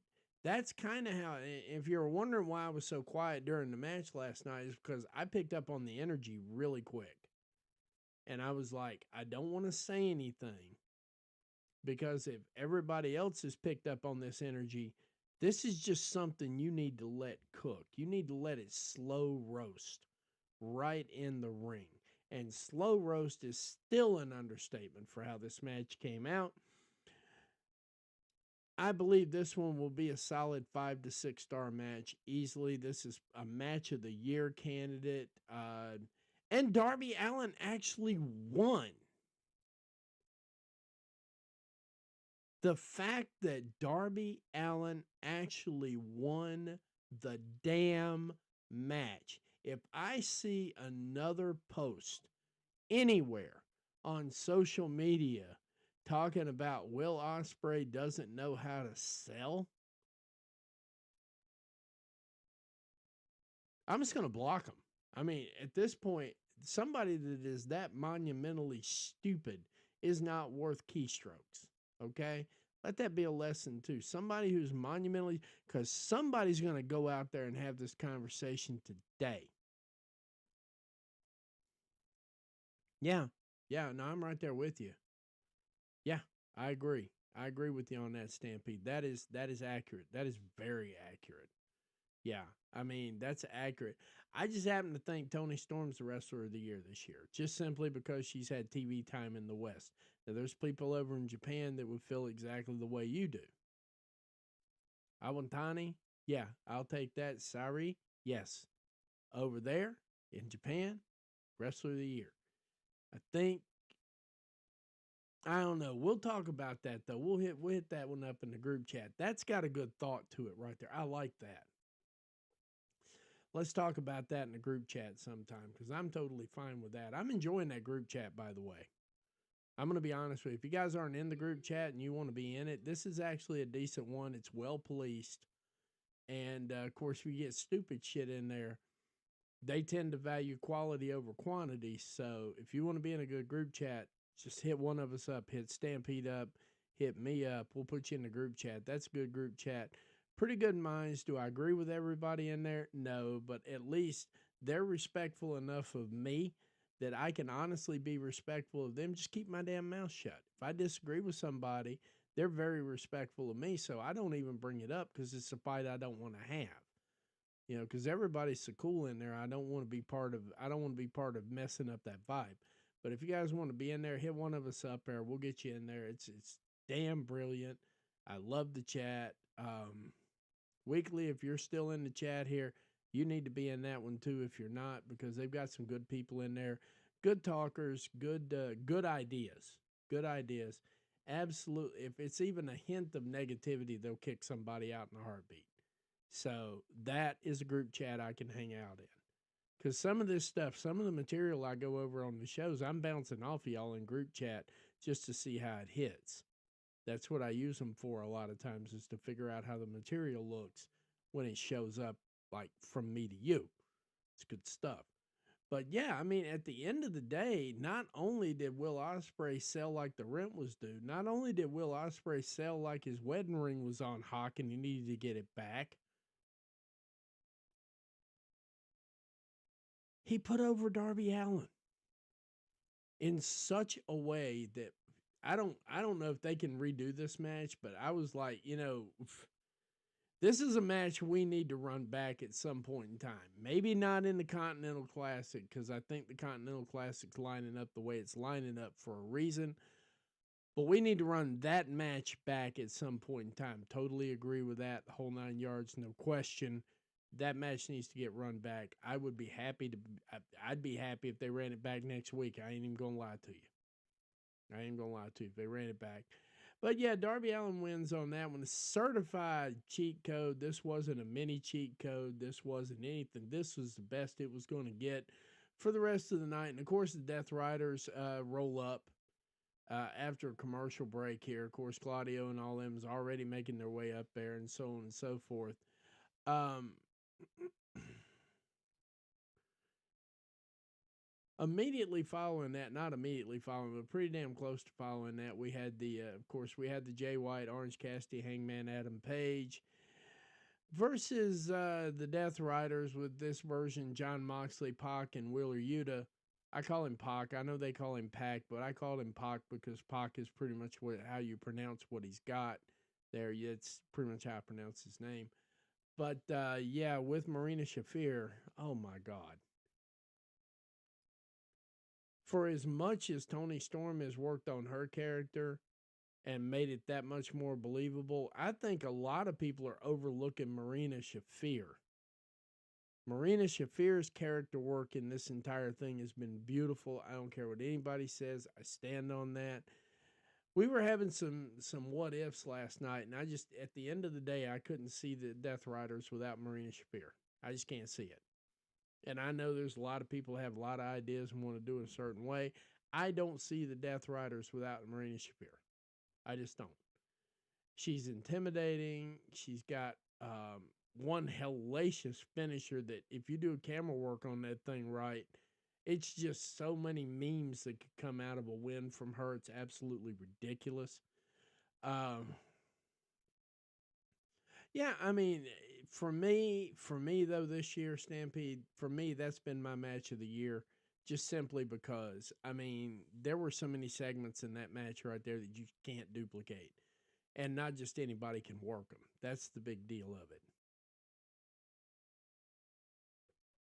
Not that I disagree with you in any way, shape, or form, because once again, I mean, opinions are, you know, they belong to each other. Everybody has an opinion. And I don't necessarily disagree with yours either. I think in the grand scheme of things, if I looked at some of the stuff you looked at, I'd probably arrive at the same conclusion, at least close to it, if nothing else. But based on what I've seen so far, this did it for me. And I thought that Will Ospreay and Bryan Danielson was going to be my match of the year for a lot of reasons, which one of these days I'll get into that too. It has to do with one of the trash groups out there, Awful. They're supposed to be some kind of AEW hater and, you know, all this other garbage, and they got nothing but stupid shit to say in their catchphrases. But yeah, I blocked them a long time ago. But yeah, I mean that. Other than that, that's that. But yeah, Marina Shafir. That's what we were speculating on last night, Stampede. I wish you had been in. I don't know. Were you in the Covalent TV chat room last night while they were doing their show? Because that was actually brought up. That was brought up at certain points in time, and we were discussing about whether or not it was too late or too early to pull it off. But yeah, no, absolutely. Beth Phoenix showing up, and I don't know what they would call her. Probably call her Beth Cope. I don't know. Beth Copeland, you know, I guess is what they'd go with. Um, but her showing up, and then there was speculation as to what would happen if she actually usurped Marina Shafir and took over Marina Shafir's position with the Death Riders. And if actually Copeland joined the Death Riders, that would be. I'm going to tell you right now, if Copeland joined the Death Riders, that faction would be way more over and way quicker than the path in which they're taking, which is why I don't think he'll ever be a part of it, because he would have that thing fast forwarded in ways, shapes, and forms that you just could not. You just couldn't get over it. I mean, there'd be no way to get around it or anything like that. But let's just say that happened. We'll go over that too in the group chat, because I'm almost done with this part of the show here, and we're almost ready to hit the bricks for the rest of the night. But, you know, it is what it is on that too. The match, this is what was wrong. This is what was wrong with the match. If the match was underwhelming, that was not by design. Yeah, WrestleVotes. By the way, if anybody knows anybody at WrestleVotes that blocks and unblocks people, tell them thank you for blocking me, because I was just telling a joke. And if they can tell jokes and I can't, then fuck them. WrestleVotes put that thing out there talking about if the Survivor Series was underwhelming, that was likely by design. If last night's Death Riders trios match was underwhelming, that was not by design. That's by sheer stubbornness. Yeah, I don't think Copeland would go heel. I don't know. He might go heel though. It's a possibility. Catherine's on to something with that too. If they put together that tag team one more time and made a run with it as heels, and let's not even get into the real. Let's get the obvious elephant in the room out of the room right now. If they did that flash photography promo, if Christian and Adam got in the ring and did that flash photography promo in AEW with this crowd, oh my God, I don't know how many ways to Sunday they would be over, but I got a feeling if they did that flash photography thing, they'd be the most over heel. Like, I don't even know if it wouldn't put them in tweener categories, Because you would want to hate them, but because of that particular routine, you would wind up cheering for them because it was that damn good.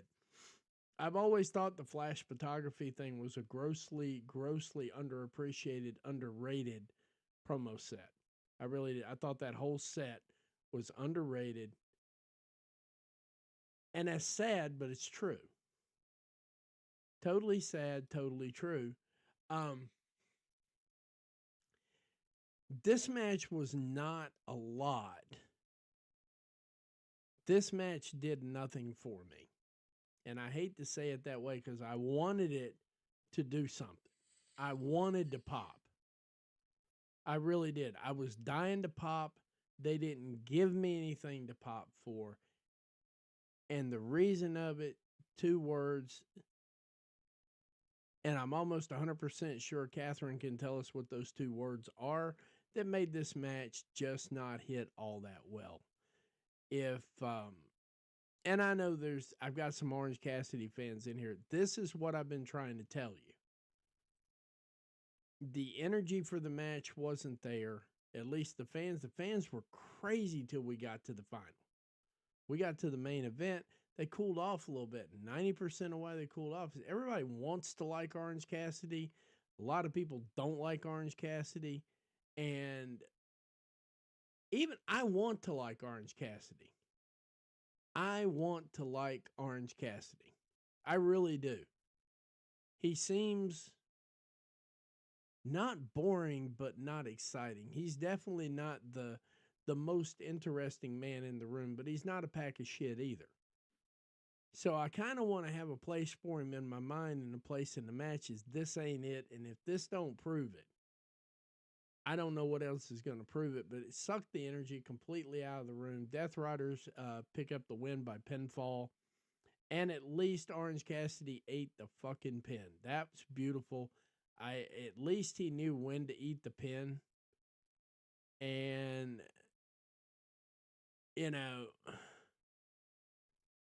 that was at least a good thing to come out of a bad match, because it was a horrible match.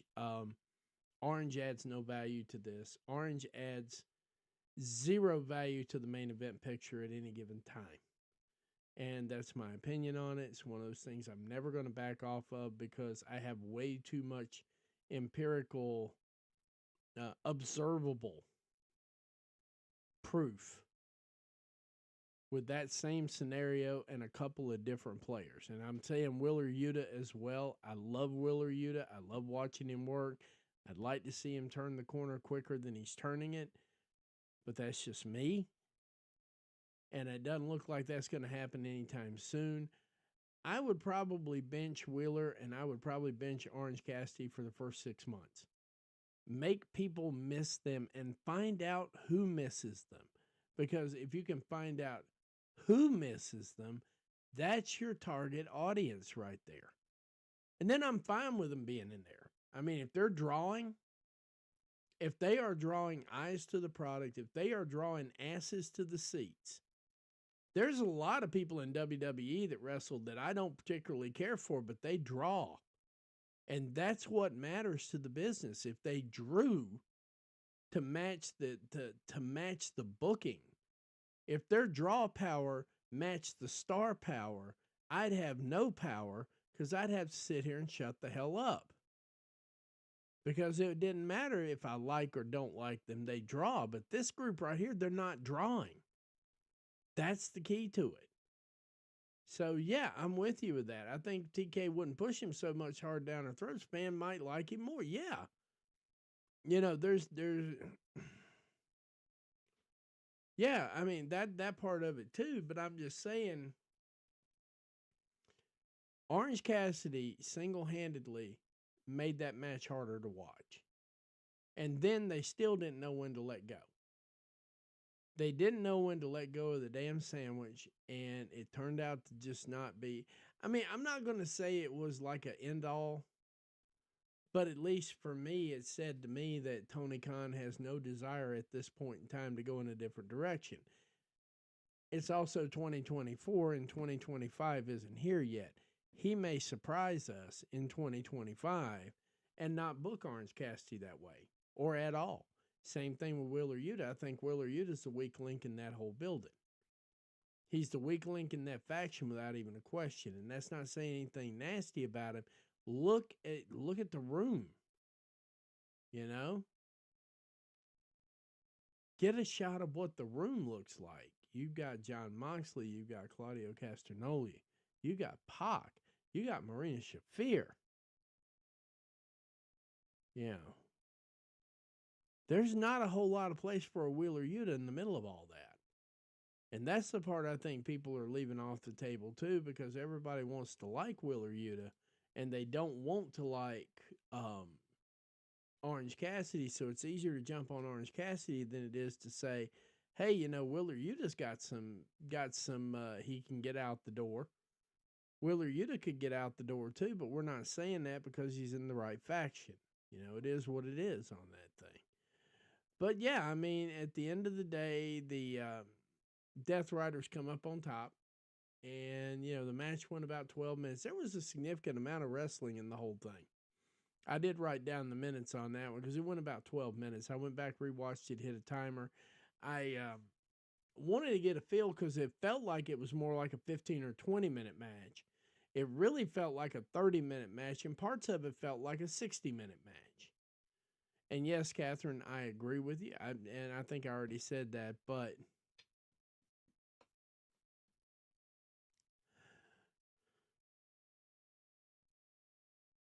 so the matches that we've got coming up here too, I wanted to cover the matches that we know about, or at least the matches I know about as well.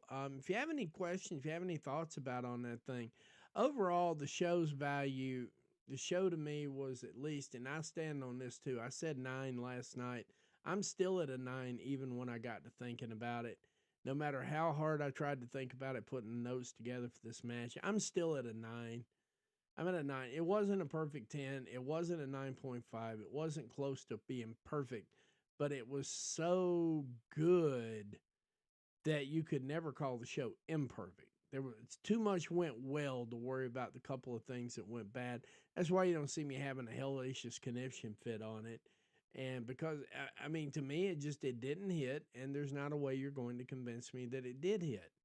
Because to me, it didn't hit for me. Now, it may have hit for you. If it hit for you, that's beautiful. I will not shit on that. You enjoy it. You go, you know, you do you, the whole 9 yards. I won't shit on you for actually getting something out of it. It's just I didn't get anything out of it myself. And I continue not to get anything out of it. The only spot in this thing that was hilarious was when Hangman Adam Page did him a Stone Cold Steve Austin and took his ball and went home, but then he changed his mind. See, he did him a not Stone Cold Steve Austin. He changed his mind, came back to the ring because he figured that was the only way he was going to get a piece of Christian Cage. Pause.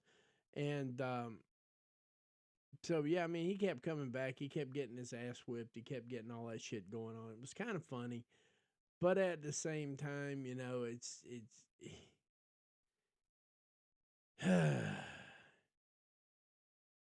so, yeah, that's it right there. What we do have coming up right now so far, though, I got 4 matches so far coming up for World's End. I've got the AEW World's Championship. I got Moxley, Cassidy, Hangman Adam Page, and Jay White. I'm picking Jay White to win that thing, and just like everybody else is picking, I've gotten to think about this. I got Jay White picking that thing up, and then I got Christian Cage coming in there cashing in on him. With the rest of the learning tree, clearing the ring out and picking up the title, the AEW World title, because you know he's going to drop the Ring of Honor title tomorrow. I believe that title is as good as dropped. So, and then the other match we got coming on here, another match, so to speak. We have the Dynamite Diamond Ring match between MJF and Adam Cole. Yeah, and that should be interesting. I don't see a problem with it. I think it's going to hit pretty hard.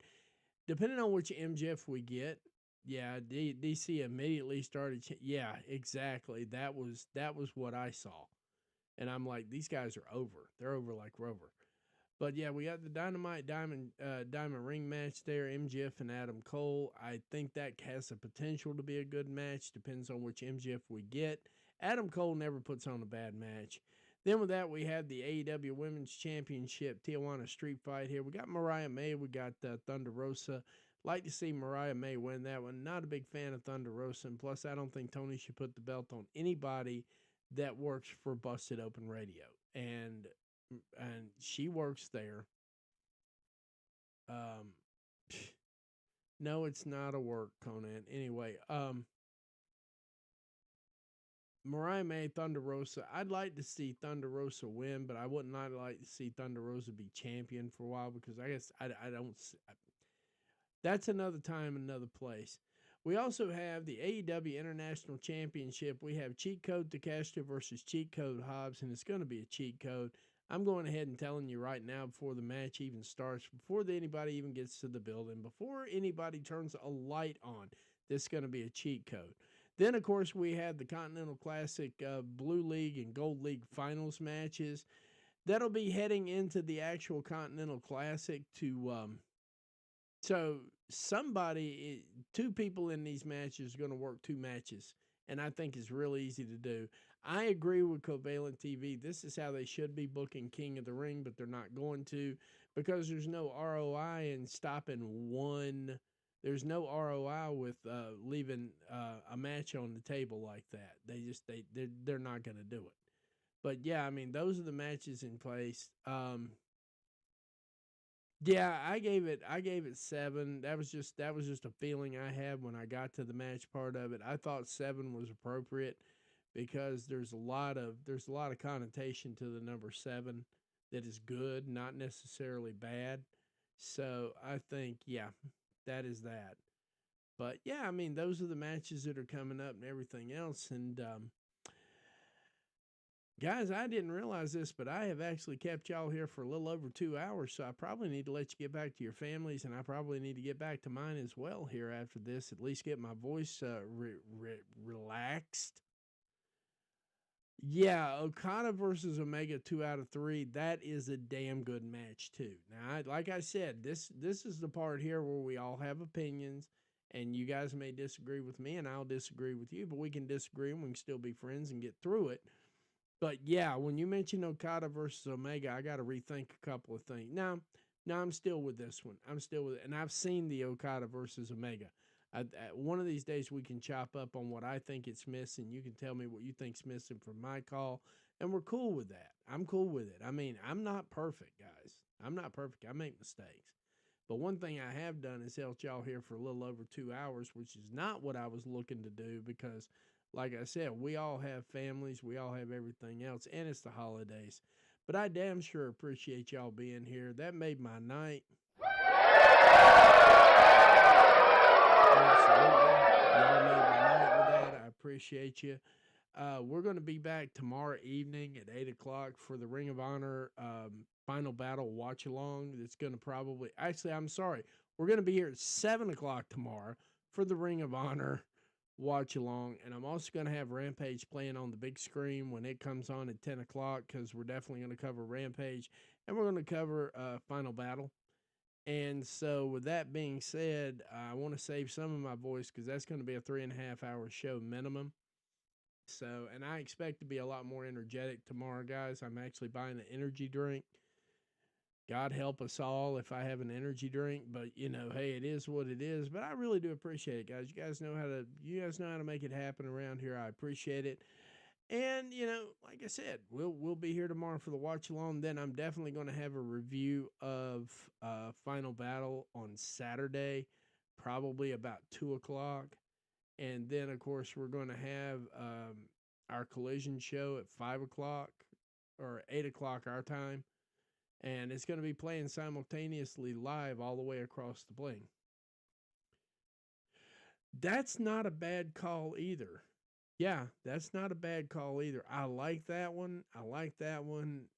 Yeah, that's not a bad call either, Dev. That's a good one. That's a good one as well.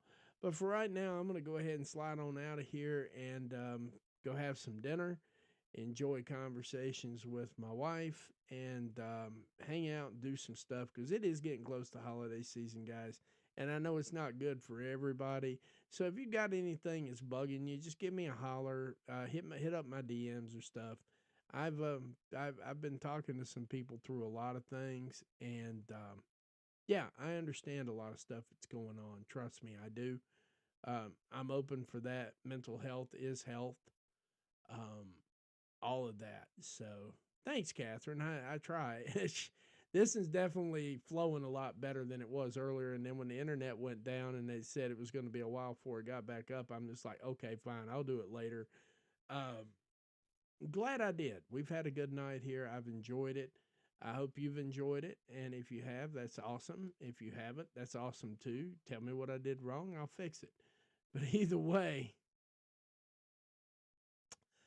I hope everybody has a good evening. And I'll definitely see you tomorrow for the Ring of Honor live watch along for Final Battle and for Rampage. And then we'll have a good old time tomorrow. But for right now, I'm going to go ahead and get on out of here. So I just want to say, have a good evening. God bless and good night, America, wherever you are. And we'll see you tomorrow evening.